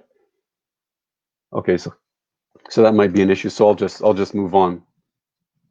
All right, so pertaining to some of the issues that I just raised, I wanted to very quickly bring to attention that slavery is a human problem, and that in 6000 to 4000 BC, in the Common Era, slavery emerged as a practice in parts of the Fertile Crescent, quite specifically in southern Turkey, in a place called Çatalhöyük, and it migrated there from into various parts of the Middle East, where you have the Mesopotamian dynasties and empires, and then from there to Egypt. So that whole Fertile Crescent, where you had the emergence of proto-states, slavery pretty much emerged at about the same time. And if you read the work of Lewis Mumford, what he demonstrates is that we're looking at that particular moment in time where those groups that were engaged in hunting pretty much began to parasitize on those communities that were beginning to develop settlement and agriculture. And there's an association between slavery and the emergence of kingship. So you see, wherever you find these river communities where states emerge, be it in the Americas or in Asia and Africa, you also have the emergence of slavery also. So kingship is associated with slavery, and so too are proto-states. And proto-states are designed for the purposes of waging war. Third slide, please.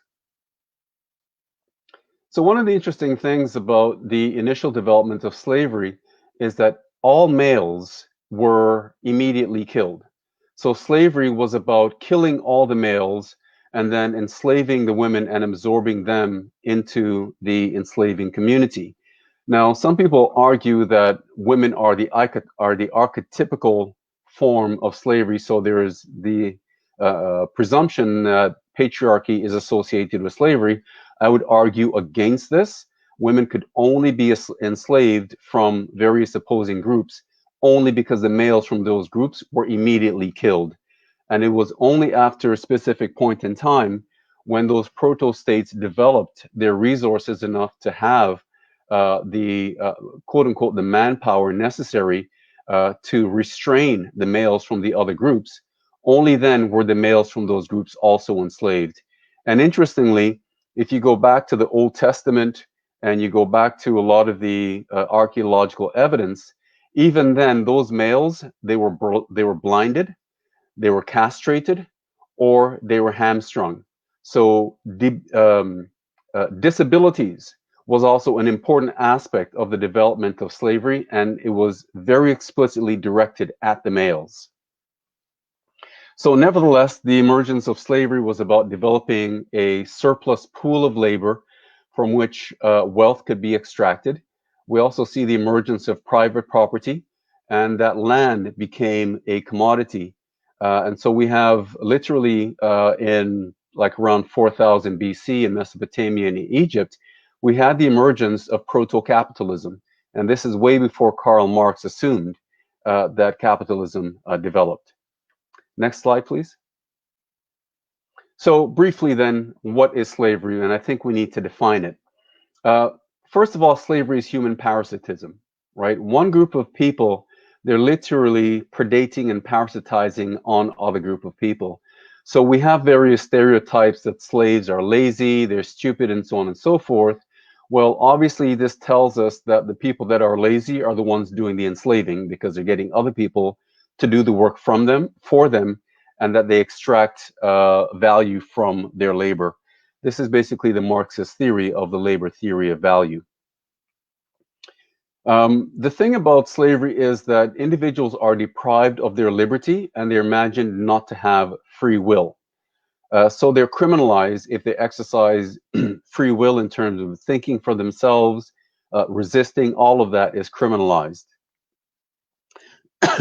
Orlando Patterson, in a really fantastic book called Slavery and Social Death, he argues that slaves are imagined as socially dead, so they can't contribute for themselves, for the economic, cultural, political, and social life of the community. All of that is taken from them for the benefit of the dominant group.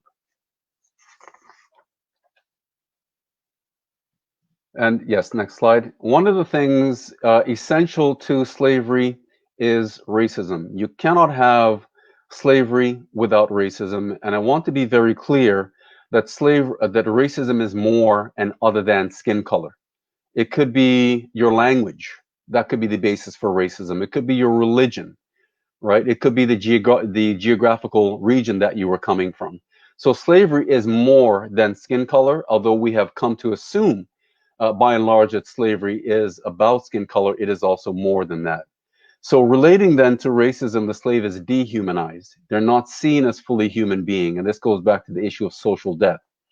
And the other is that they're imagined as animals, right? Non-human animals. They're animalized. In ancient Greece, they had a term for slave, which was andropoda, human-footed animal.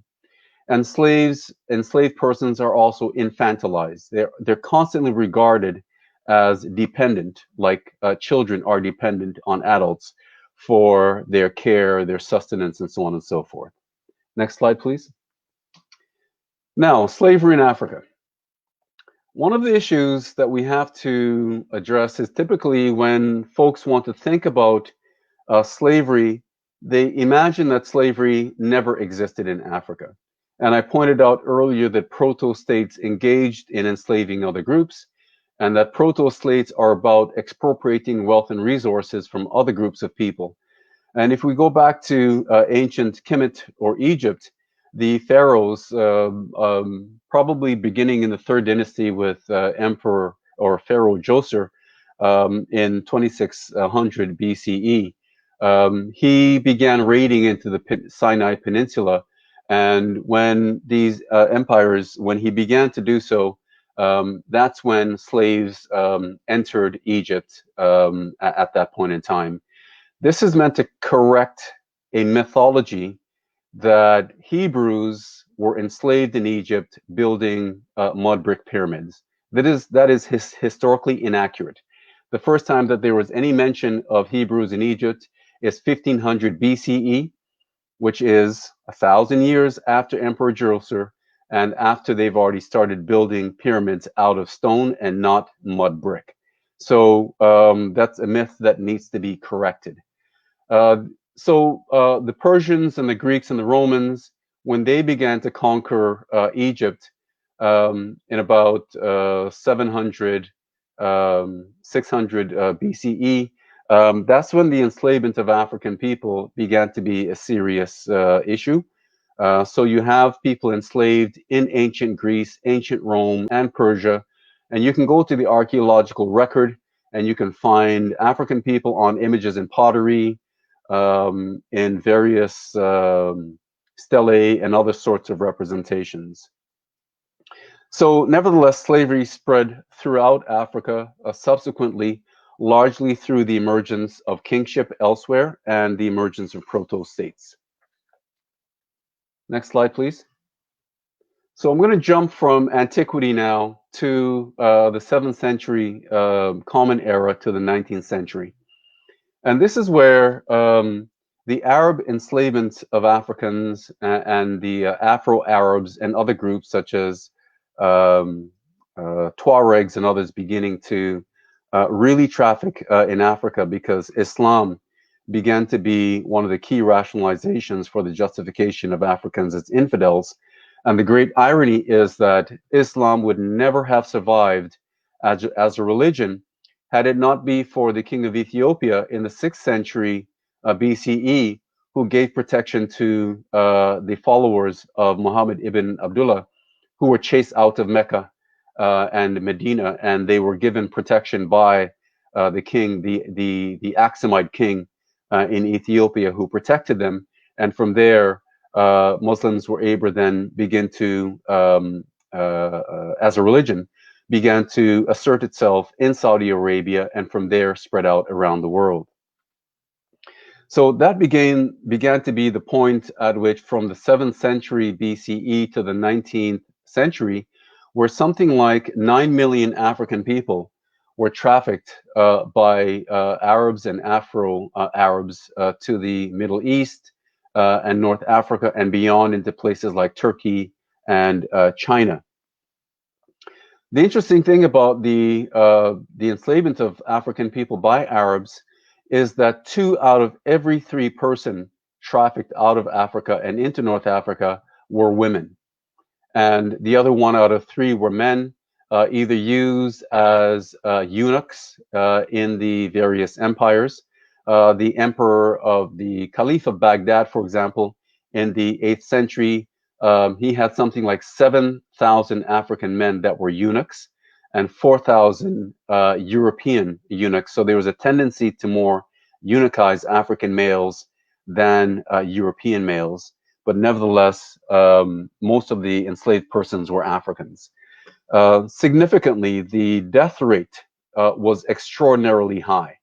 And this was a very cruel trade. And so not only were there more, a significant number of people that were killed en route, we also need to factor and consider that as an issue of trauma for those who are the survivors historically, and also for those communities from which those persons were taken. The next slide, Dean. Now, the European enslavement of African people, this was also extraordinarily traumatic, but the numbers exceeded those of the Afro-Arab slave trade for a shorter period of time. So we're talking about a 400 to 500 year window, and something like 12 to 25 million people were spirited away from Africa. The number is not precise, but nevertheless, there was something like 3.5 million people that were killed from the process of raiding and capture to folks being held in the various forts in West Africa before being shipped abroad as commodities to the West.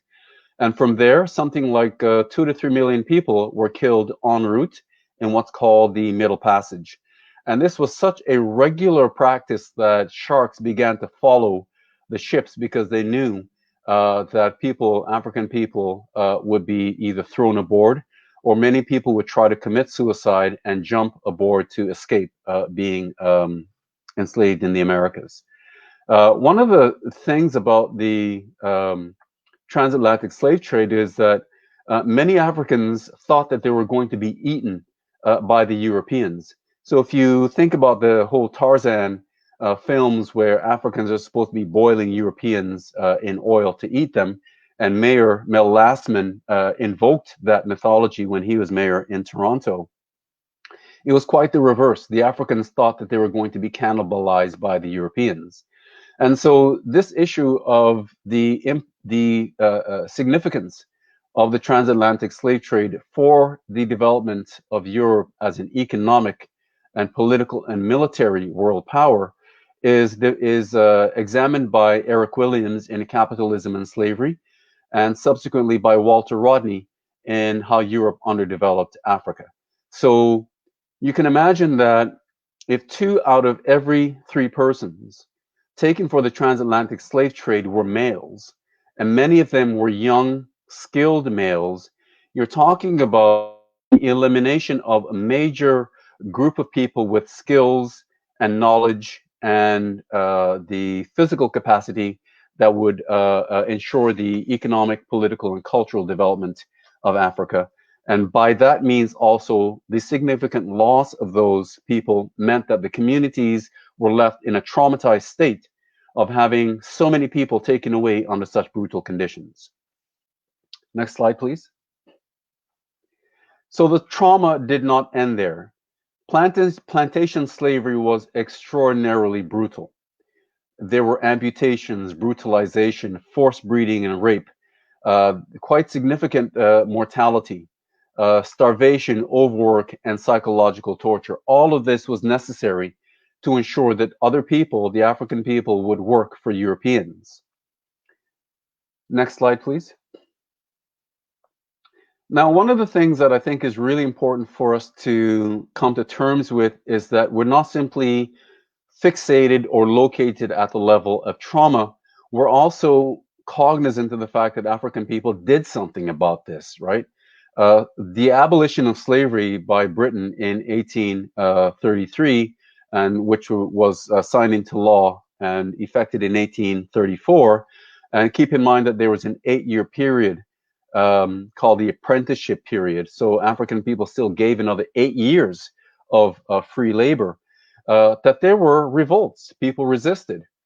From 1655 to about 1833, Horace Campbell talks about in Rasa in Resistance that there were some 400 slave revolts and rebellions in Jamaica alone. Excuse me.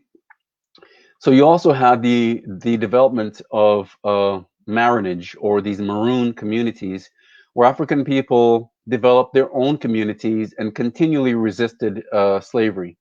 And for those Africans that remained on the plantations, there were daily acts of resistance, going slow, feigning sickness, pretending to be stupid and not understanding what the master classes wanted. Some of them damaged property. Some of them committed suicide, and others committed infanticide. Instead of having their children grow up to be slaves, they would actually kill their infants. And there were significant issues with African women bearing children, because the nature of slavery was, in fact, so brutal that many women could not bring their children to term unless they lived on plantations where the masters made it a point to breed these women and provide them with the necessary caloric intake and so on and so forth. And I recently read a piece that demonstrated that 17% of all peoples in the Americas have the DNA of Africa flowing through their veins, precisely because so many African women were raped. Next slide, please. So this moves me to the point now of epigenics and post-traumatic slave syndrome.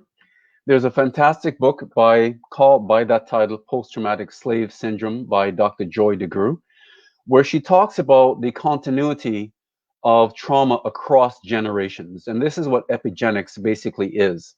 So you're talking about when you deprive people of the necessaries for maintaining themselves. African people were so much starved in parts of the southern United States that they ate clay in order to get their minerals, all right? And so this is how brutal it was. Now you can imagine that from one generation to the next, right? That sort of deprivation of minerals and vitamins and caloric intake, that would be passed on from one generation to the next. And one of the interesting things that Dr. DeGruy talks about is the way that trauma is experienced as constantly being in the fight or flight mode. And research demonstrates that when mothers are stressed, and they found this out in World War II, particularly in the Netherlands, that the stressors in terms of harm to the infant passes on to the mothers. And those children are born either underweight or with particular infant syndromes. And one of them is that cortisol passes through the placenta from the mother to the placenta. And this affects the development of the brain of children and their capacity to develop thereafter. And part of the issue here is that cortisol, basically being in that constant fight or flight mode, literally is a hormone that attacks the body, right? Because you're constantly in that fight or flight mode. And that this has quite significant implications for mental and physical maladaptation from one generation to the next. And the final slide, please. So, the Diagnostic and Statistical Manual of the World Psychiatry Association, it outlines the criteria for trauma. And there are four basic ways that people are traumatized. One is immediately through death, the threat of death, and the actual or threatening of serious harm, and the threat of sexual violence. All of that was built into slavery. All of that was built into the aftermath of slavery, be it in Jim Crow, in Canada, the United States, and just a continuance in the Americas, really, of the deprivation of African people based on skin color. Now, this can also be experienced through indirect means also, where people either witness it or this knowledge is passed down through from one generation to the next. There is a real significant problem of people in the African diaspora not trusting the medical establishment. And this is knowledge being passed on intergenerationally, not to trust the medical establishment, in part because the medical establishment emerged in the Americas by performing medical experimentation on African people. Every single person born alive today is a beneficiary of the experiments that Marion Sims performed on enslaved African women without anesthesia, right? So there's a good reason why African people in the Americas do not trust the medical establishment, and that this is part of the continuing trauma of the anti-Black racism, which is built into the development of various institutions.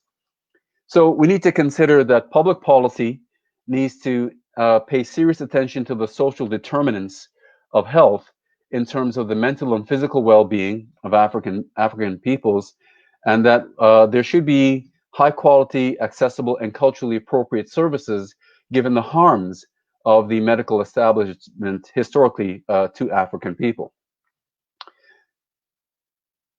Oh, I'm sorry. Could we move to the final slide, please?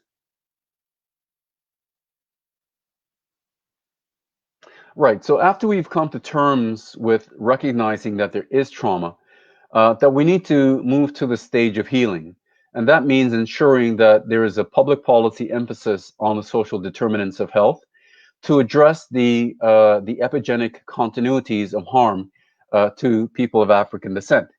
There needs to be high quality education to ensure that our young people understand their history and have fair and accessible means to high quality education. There should be fair and accessible means to employment that pays a meaningful wage, that there ought to be a guaranteed income, right? Where people are not struggling every single moment of their lives to worry about where their next meal is going to come from. And that there is a good and justifiable reason based on empirical evidence that people should get a guaranteed income, and that this is extraordinarily beneficial to particularly poor and marginalized people. There needs to be high quality housing and fair and accessible high quality housing. Particularly for African people in the Americas that experience food deserts, that there needs to be high quality, accessible, and fairly priced food. We need to heal the wounds and the damage of the self-esteem of slavery through ensuring that there is knowledge of self. We need to ensure that there's reparations for slavery. Britain paid out the slave masters, right, between 1834 and 1843, but they did not compensate African people. And so the issue of reparations is longstanding. As early as the 1870s in the United States and parts of the Caribbean, African people were making an argument for compensation for slavery. So reparations is not a new issue. There needs to be employment equity and affirmative action. in part because anti-Black racism ensures that there are racial stereotypes about African people, that this is part of the implicit consciousness of people in positions of authority and power to deny African people, even if they have high quality education and credentials, we're often denied fair access to employment. And the final issue, but it's not the last, is to defund the police and abolish prisons. Policing is a continuity of the slave patrols. And this is extraordinarily important to understand, that the slavery imagined African people as dangerous and threatening.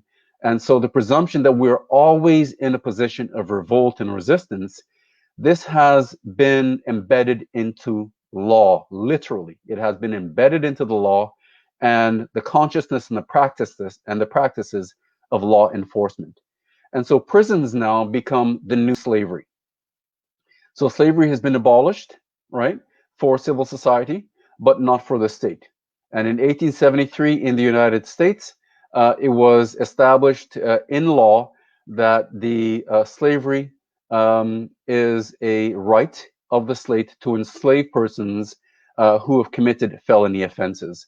And we can go back to the 13th Amendment in 1865 in the United States, which also establishes slavery is fitting punishment except for where persons have violated the law. So we have the means by which we can address the traumas of slavery and its continuity.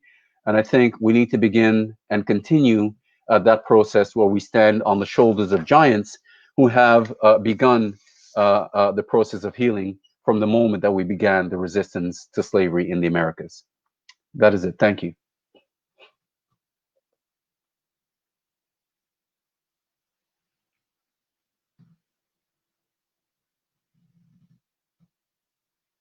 Hi, Moots, are you there?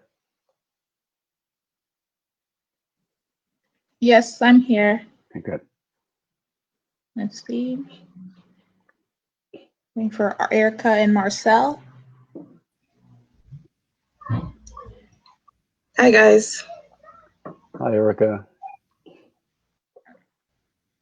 Hello. Hey, Marcel.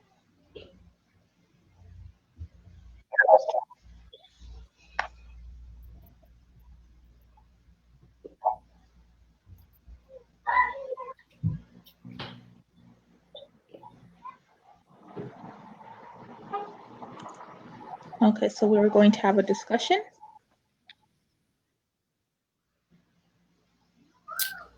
Well, first of all, thank you. Well, I can say.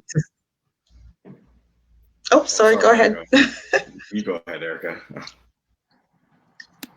No, I just wanted to say that I'm just taking in all of the amazing information that we just got to hear from Dr. Kitosa, and it's overwhelming sometimes. But thank you so much for sharing all of that with us. Thanks. I wanted to say that, first of all, thank you as well. The extensive history lesson. Like, how do you practice healing in your work?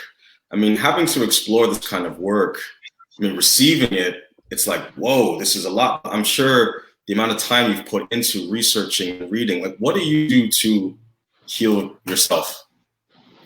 You know, that's an interesting question. And I have to say that I have to respond by saying that I did not heal myself, that this was a collective project. When I was younger, just coming out of high school and then as an undergraduate student, there was a bookstore in Toronto called Third World Books. So in the late 1980s and the early 1990s, I was a regular at Third World Books, me and a number of other folks that have gone on to do some really amazing things. That was a really important space for us. And so wherever we can have these Black spaces and places where we can be amongst ourselves to come to terms with the anger, the frustration, and the trauma, that's where we can be each other's guides and help each other onwards in that project of healing. Because if I were to do all this reading by myself and to simply go away by myself, I'm taking in all of 500 years of history, if not more, and then internalizing that and not being able to have a conversation with people to say, you know what, I'm really, really angry with white people at this moment. And I needed people there to say, you know what, the anger is all right. It's justifiable. It is to be expected. And I had more senior people there to hold my hand and to guide me to say that the anger is justifiable. It doesn't mean that you hate white people and that you need to make a distinction between hatred and anger. And I didn't understand that. I conflated the two, and I had some elders that helped me to understand that distinction, and that anger can be cathartic. It is necessary, and that we should not deny it, but we need to be very careful not to confuse anger with hatred, because the moment that we then begin to make that leap from anger to hatred, that's when we lose the capacity to build relationships of solidarity, even with white people. This is so true. I definitely agree with the whole I like how you make it a point to say that we are angry and we have a right to express that anger without feeling any like shame or just feeling any type, but just feeling our anger, because I feel like that is a vital part in healing, because I think as Black people we just feel so much and we compress all of it.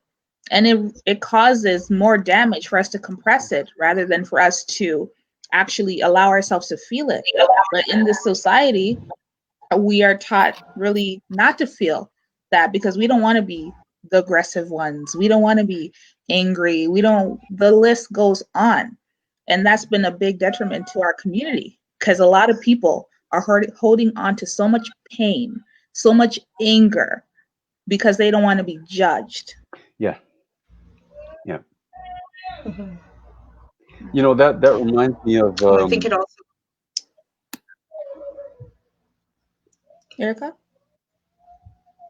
sorry, I was just going to say, I think that it also reinforces why we need these safe spaces that are made up of other Black people specifically. And I think it also might help some of our white allies to understand as well why these spaces need to be made up sometimes of only Black people, just to be able to feel safe to discuss all these feelings that we have. Like mentioned before, it's a lot of history, and a lot of history that's based in trauma, right? And in order for us to really heal, we need to be able to have these spaces where we can connect together. I think it's super important.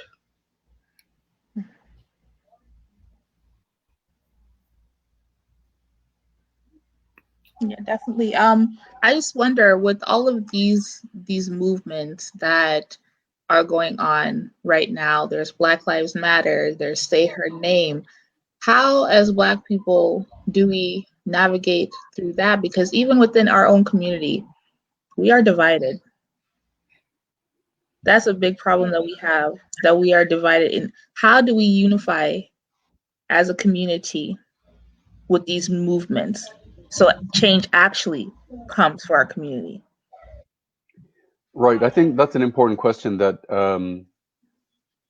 that from my vantage point, I think I'd like to make a couple distinctions though. The movement for Black Lives is not the same as Black Lives Matter. The movement for Black Lives preceded the hashtag Black Lives Matter, right? And we shouldn't confuse the two. A friend of mine, Wesley Critchlow, he's a professor at UOIT. He introduced me to the concept that we need to make a distinction between movement and moment, and that Black Lives Matter is a moment, right? Say Her Name is a moment. It is not a movement, right? They are part of a longer historical trajectory that is articulating a particular and narrating a particular way of framing that historical movement, right? And I think once we can begin to make that distinction between movement and moment, then we can begin to make another distinction between diversity versus disunity, right? And the history of the movement for Black lives has always been diverse. People have never agreed, Right. right? There has been consensus on our right to exist, our right to resist. That consensus transcends any particular historical moment. And I think what we need to have a conversation about is that we can be diverse. We are diverse. We have always been diverse, right? And that we can articulate a very basic minimum of consent among all of us. So whether you're LGBTQ, trans, or straight, right? We need to understand that LGBTQ, trans, this is not new, right? This has always been a part of our history. So whether you're talking about it from the vantage point of slavery, or in the Americas where you have 2 out of 3 persons were males, well, don't you think that some were gay? Like, why is this rocket science for us to make an argument that for us to recognize that we had a tremendous range of sexual diversity, that you can go back to the historical record in Brazil, in Jamaica, in the United States, and you will find transgendered men. But transgender needs to be broken down even more from that essentialist perspective. Because when you had people running away in marriage, you had women dressing up in false beards, pretending to be men. You had men pretending to be women. So trans has always been a part of who we are in terms of not only sexual practice, but also the practice of resistance. So once we can begin to get into our history and unearth to find out that LGBTQ trans is not new, but has always been a part of our diversity, then I think we can begin to have a different conversation about what diversity and unity can look like.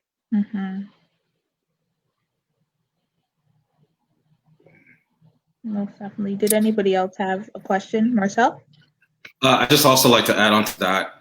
Compassion is a big thing for me. I think, as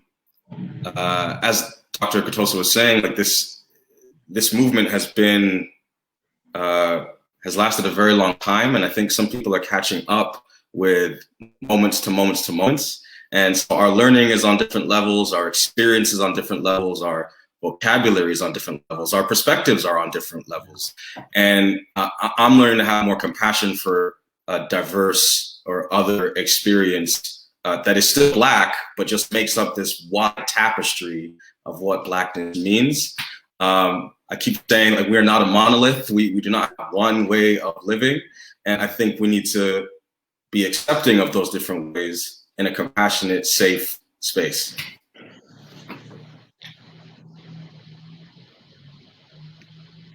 Most definitely, most definitely. I just wanted to say thank you, Dr. Choza, for your time and all the knowledge that you shared with us today. Definitely, as we were mentioning, this movement, everything that's happening, the momentum still keeps going, and we're still riding with the momentum. Change is going to come as long as we keep on, coming together and building these programs and letting the word out, all these history, facts, everything. As we continue to do that, I feel like change is going to continue to happen within our community. So thank you so much for your time. Thank you, Marcel, and thank you, Erica, for joining in on this discussion. So now we are, go ahead. Musa, I just wanted to say that the PowerPoint is a resource to be shared with others. If there's a way to do that, if folks want access to it, it's a gift to the community. Oh, awesome. So we do have we have Facebook, we have Instagram, so definitely we'll make sure to share that for people to be able to gain access to it. Great. Thank you so much. No problem. Thank you. Thanks, Marcel. Thanks, Erica. Thank you. So now with this. This program has been an exciting program, and we're now going to lead into DJ Mubonzo, straight from Zimbabwe, is going to be blessing us with some tunes as we transition over to City Hall for the flag raising of the Pan-African flag. So we invite you guys to join us. It is still going to be live. So after Mubonzo plays his selection, we're going to have another musical selection from Renata, who opened up this program with a beautiful song. She's going to open up the flag raising ceremony for us, and then we're going to have some speeches and the flag raising. So please enjoy Mubonzo as we transition on to the flag raising.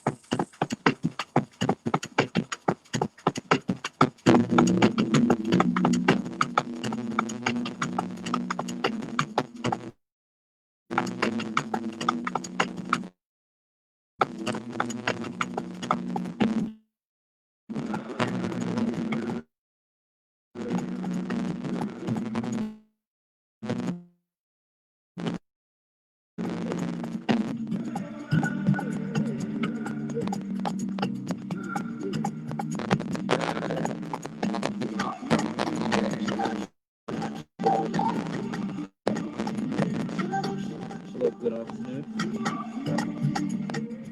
I go by the name DJ Mubonzo. I'm a native of Zimbabwe.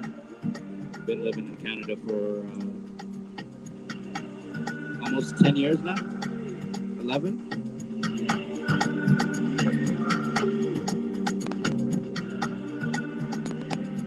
So I'm just here to give you a little bit of vibes.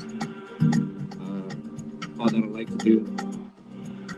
I play a lot of African music, a lot of hip hop, a lot of Caribbean music as well.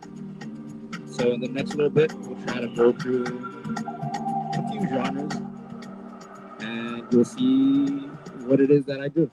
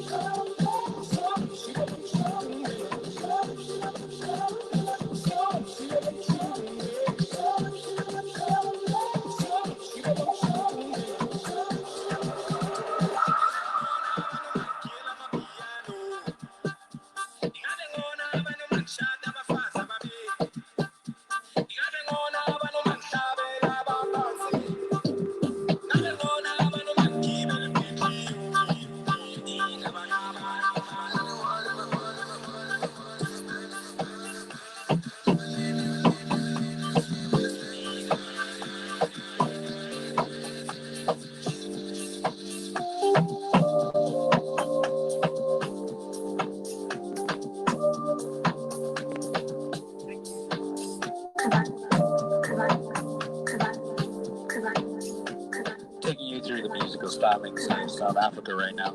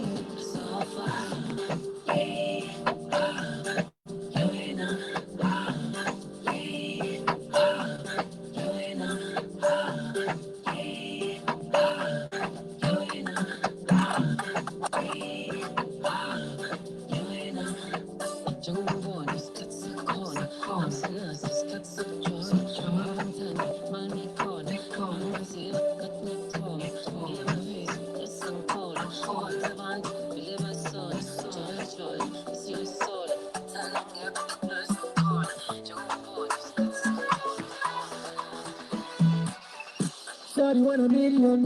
Say make a wire. Don't need to wanna cover my girl. She said all her friends, leave me la vida loca. If only me my lover. Yeah, you for there for me. You for there. But you say if you don't get money, hide your face. Hide my face. Make another man picking on my way. I love you, no mean say. If you say make I put one up for fire. Fire, fire, fire. I go put up for fire. You know mean say. If you say make I put one up for fire. Fire, fire,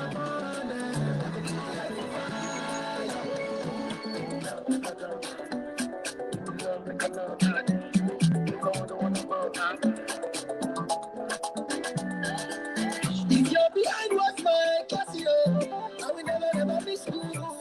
Your photo to sleep or so. Say let go, they wash you. My baby that God, my baby to go. Cause your mother a killer.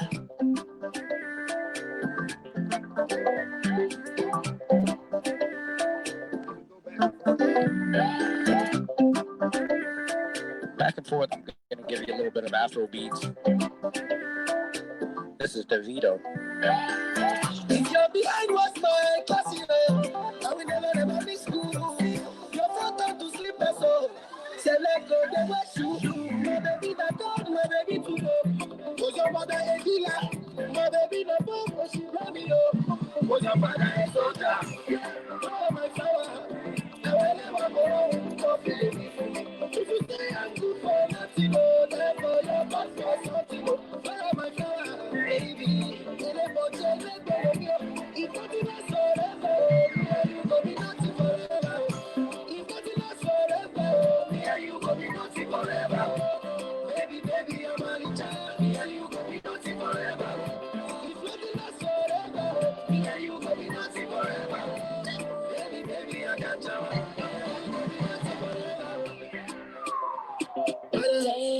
Fresh on the bed. My baby is sweet, my baby is nice. My baby like my baby. Oh, baby, this your sweet. You cannot help it. For your matter, sit down there. You cannot have a low. If I'm you on the show. Oh, my flower. I will never go home for free. If you say I'm good for nothing, for your mama, something. Oh, my flower.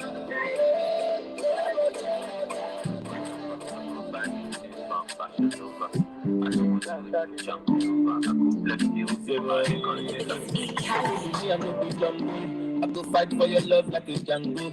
Yeah. Tell me what you want me. I go do anything where you want me. Baby, me I no go go for you. Love you when you give me girl over. Oh baby girl, you got to trust me. If you give me make a top, I tell you nobody. Make I be your supernova. I could buy you things from Fashion Nova. I don't go to you Django Nova. I could bless you with my Godzilla. Make I be your supernova. I could buy you things from Fashion Nova. I don't go to you Django Nova. I could bless you with my Godzilla. Love you when you bend down. Off all the girl, them I give you bigger plus. And you know, bitch, girl, you really sus. For my family must to like you by force. So me, I don't go for you. Love you when you give me girl, yoga. Oh, baby girl, you got to trust me. You may make a top, I tell you nobody. Yeah, make I be your supernova. I could buy you things from Fashion Nova. Yeah, I don't go to you Django Nova. I could bless you with my Godzilla. Make I be your supernova. I could buy you things from Fashion Nova. Yeah, I don't go to you Django. If you got a lover in your life, then why you acting like you don't know? You know, say that we see the man, we make you shine all night. If you got a lover who can give you the charge when you're low. Tell me what's the reason why you steady blowing off my line. Try to make you feel blessed. Give me daily blessings. Tonight, nothing serious, so we just wanna fix. God, bad man confessing. Girl, I wanna talk about the things that we go through so shine.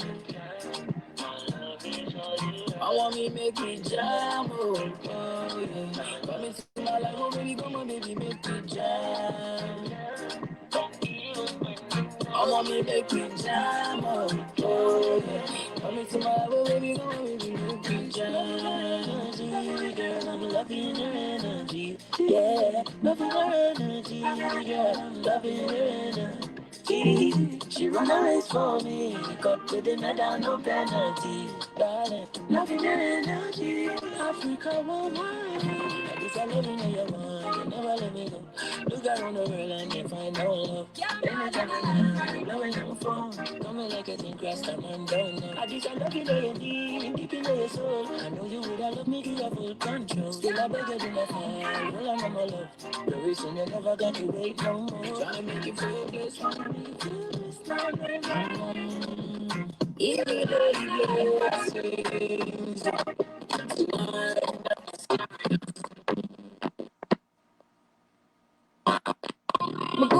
With it, yeah, dance it.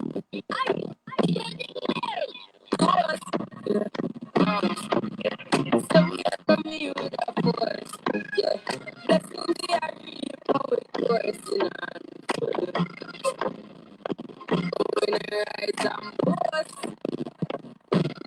Yeah, we get most. Let me keep down.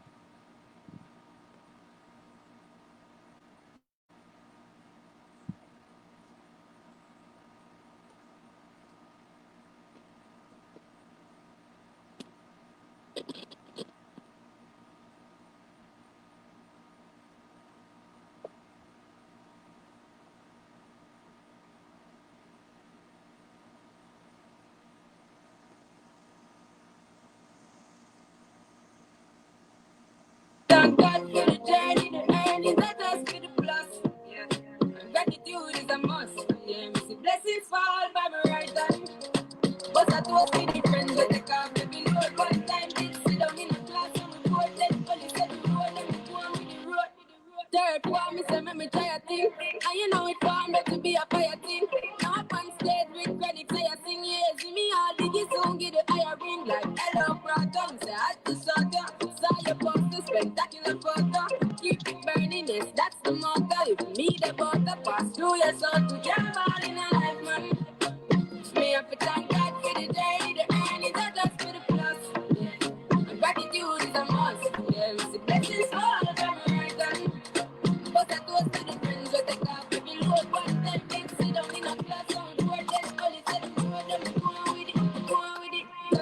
blessings upon me. And send me to tell them a story. Yeah, that's how blessings upon me. And that's how I'm gonna give you the love. I'm in the light. And Jah knows my passion united. By the music me excited. Listen to the when I'm singing to you, girl.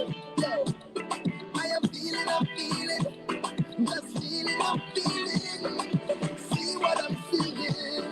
Oh, baby, yeah. Do you see what I'm seeing? I am feeling, I'm feeling. I know you feel it too. But I know it's true, yeah. I do you want me to try to hold it back? Tell me, baby, do you like it like that? When I rock with you. Ooh, girl, let me take you to Toco Loco. When the sun go low, we could go and go, girl, go. I'm talking hours and non-stop jam. You is a them, let me take your hand, just come and go, girl, go. Girl, why you do me that way? Make me man get a heart attack. Girl, when you look back, when you walk back, I feel away when you wine so pretty wine. Touch me a pretty smile. What's on your pretty wine? Tell me, baby, say can you bring me out of my bubble? I see in trouble, baby, bubble, cause I'm trouble. Break me out of my bubble. I see in trouble, baby, bubble. I'm in trouble. You make me reach for the ceiling. You give me life, you mean it. I take a walk with you. Swim in the ocean. You gotta be up when she night on me.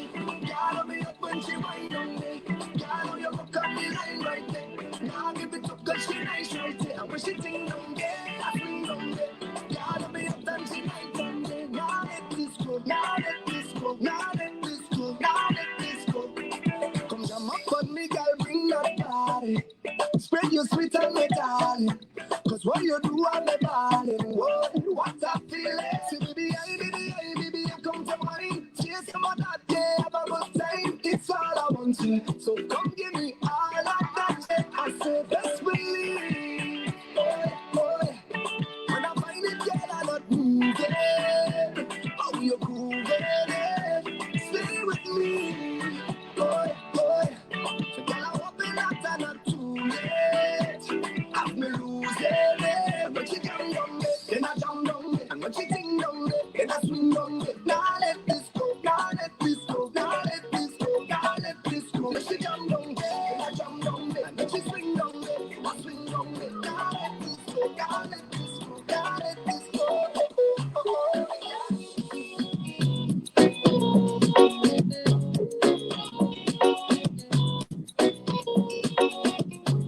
I hope everybody's enjoying their weekend so far.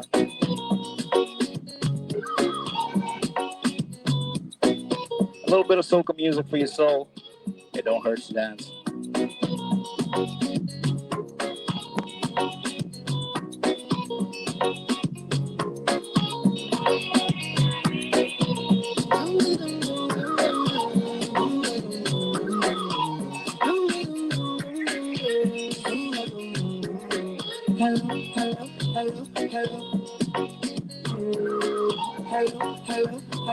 Hello.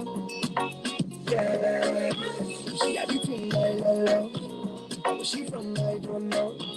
But she wears some color. Pick up the place like a dojo. So what you say? Say, the girl where you from now? What you do? I must get through. Girl, roll up now, you show me that wine. Turn around, girl, don't be shy. Hello. Yeah, so girl, I love all the way you blow my mind. Hold me tight and bring it down. Hello. Yeah. Are you ready? Are you ready for me? Are you ready? Are you ready for me? So I'll give it up, roll up, wind it up, ride it, run to the back, roll on, just come to me and give you that sweet type of love. Sweet type of love,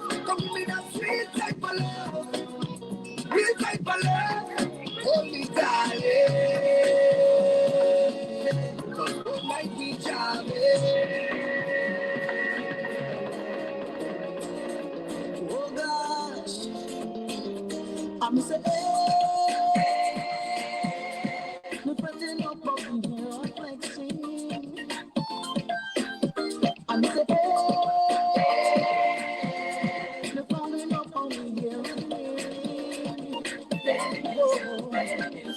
Every day, I'm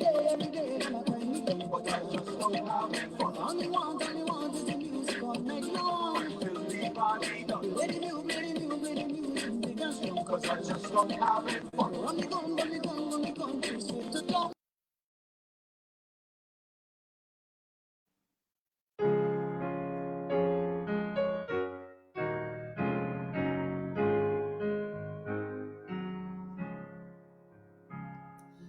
Oh, Canada, our home and native land, true patriot love in all of us command.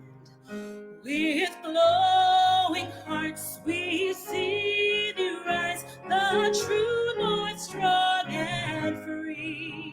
From far and wide, oh Canada, we stand on guard for thee. God keep our land glorious and free. Oh Canada, we stand on guard for thee. Oh Canada, we stand on guard for thee.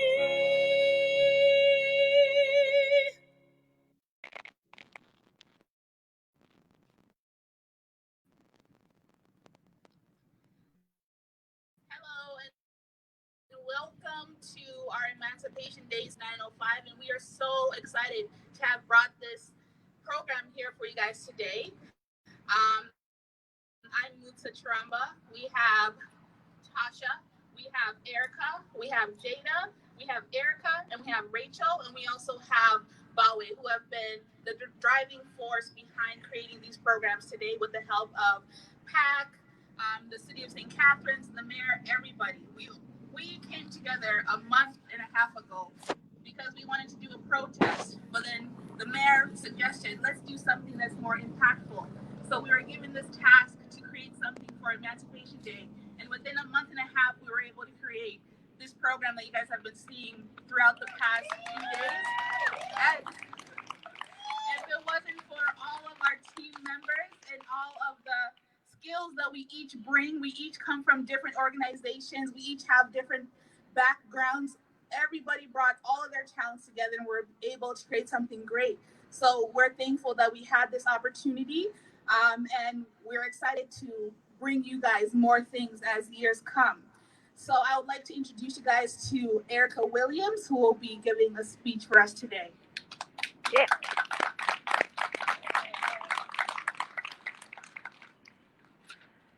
Hi everyone, my name is Erica Williams, and today I speak to you as a member of the Niagara Region Anti-Racism Association. I want to acknowledge that I am a guest here, and the land on which we gather is the traditional territory of the Haudenosaunee and Anishinaabe people.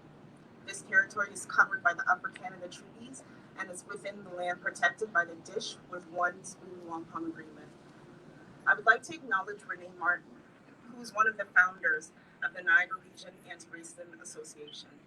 It is her passion and dedication in the fight for equity and change that continue to inspire the members of the Niagara Region Anti-Racism Association today. I'd like to also acknowledge Salah Wazirudin and Vicki Lynn Smith, as it was by their advocacy that the Pan-African flag was raised here in St. Catharines for the very first time last year. August 1st, 1834 marks the day that people of African descent were emancipated from the British colonies, although it was only formally recognized in Ontario in 2008. I believe that the thought of emancipation is easier for most people to accept, because what it means for most people is that slavery has ended. Black people are free. Therefore, there is no more work to be done. Although slavery ended on this day in 1834. The economic, social, emotional, and psychological effects of slavery still exist today.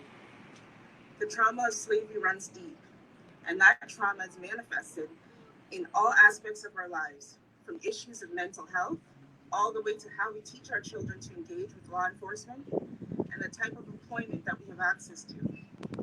The systems which were in place and allowed slavery to exist back then are still active today, and can be seen in social and economic inequity, and specifically anti-Black racism. It is unacceptable and irresponsible for people in positions of power to profess that they are unaware of this fact.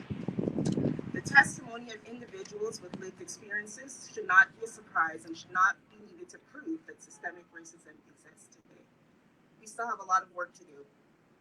As stated on the California State University Sal Macro's website through the Black Student Center, the Pan-African flag was created in 1920 by the Universal Negro Improvement Association, also known as the UNIA. The Pan-African flag is also referred to as the Marcus Garvey flag and the Universal African flag.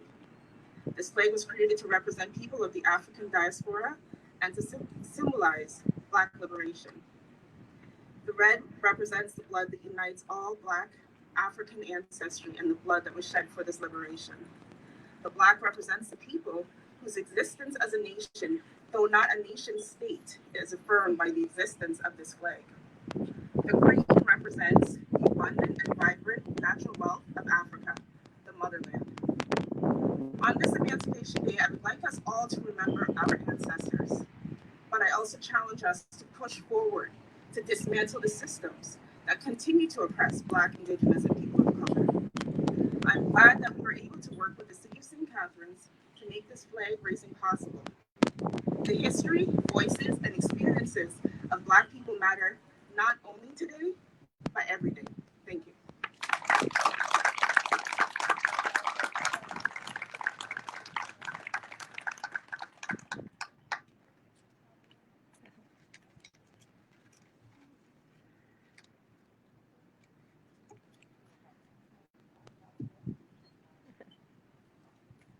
Thank you, Erica.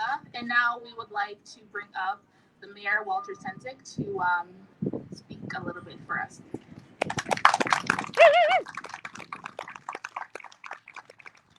Thank you very much, Mutsan. Thank you, Erica, for that wonderful speech. This is the first time I've actually spoken in front of City Hall in over 5 months.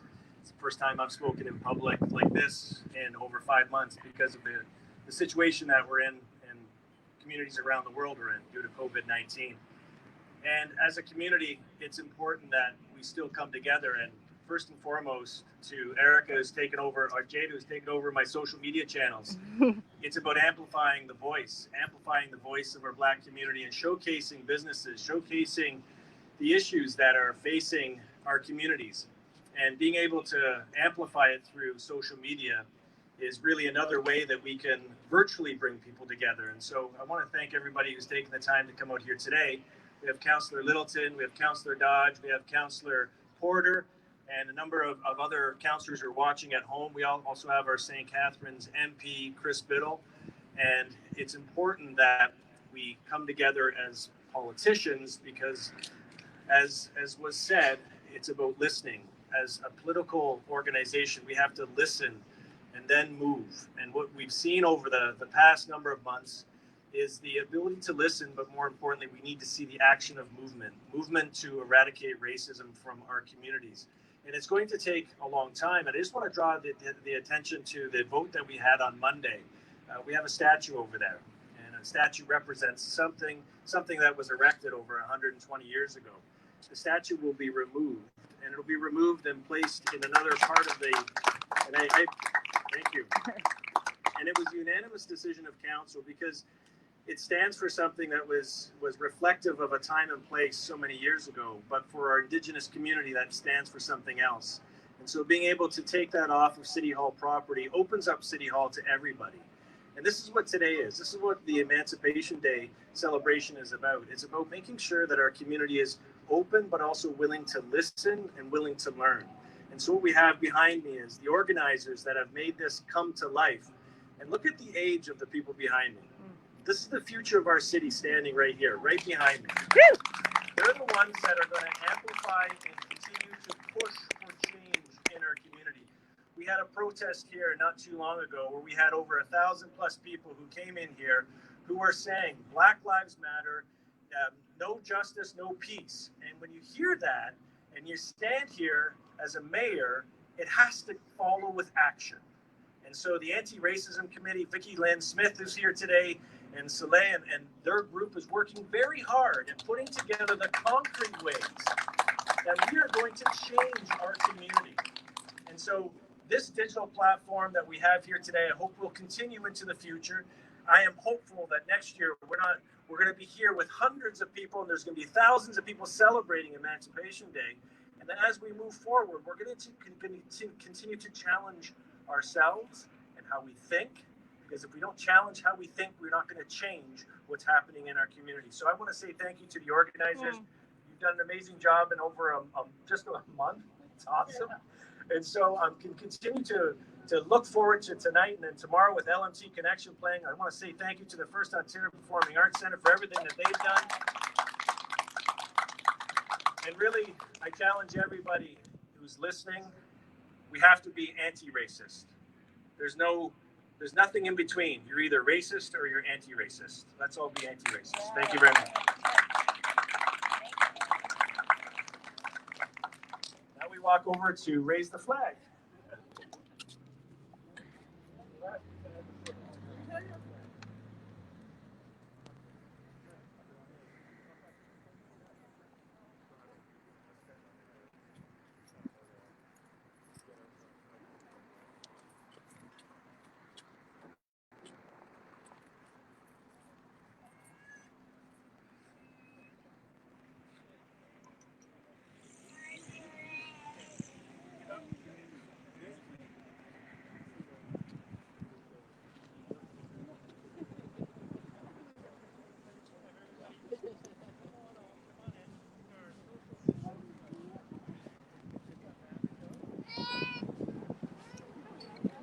Nice to see you, Chris. Good to see you.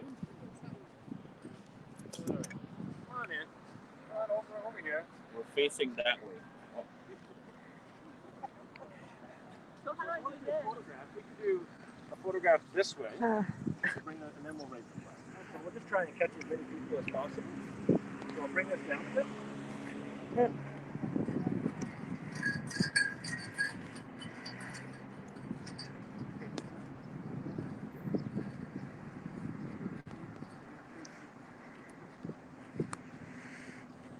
If the photographers want to shoot this way, I'm just going to get everybody to come in a bit and get a group photo of keeping socially sort of distance. Oh, and then. Yeah. Yeah, because the camera's going to go this way. There it is. There you go. Right there. Stand right there. There you go. And then look to me. There we are. All right.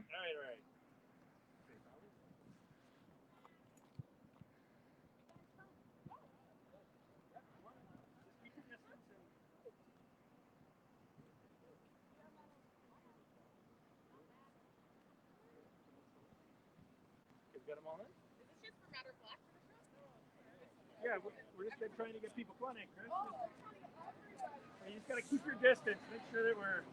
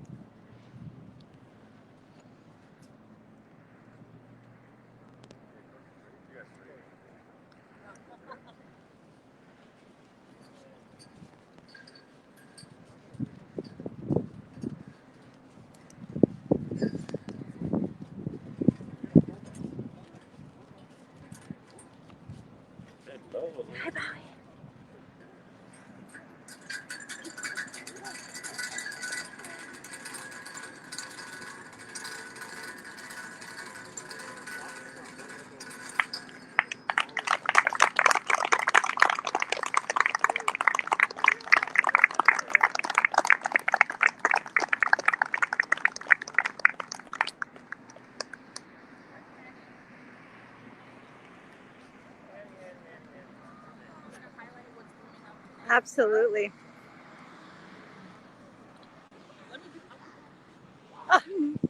You can go over.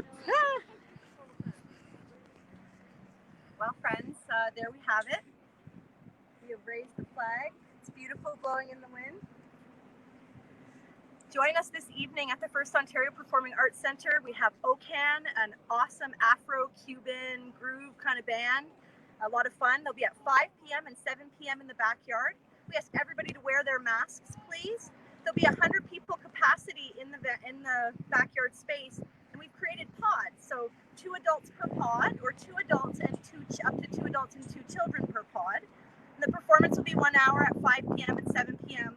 And then tomorrow night, you'll join me and all the awesome organizers from Black 905 and Matter of Black for LMT Connection. And that will be a live stream through all of the channels of this weekend. So thank you, Moitza. Thank you, everyone.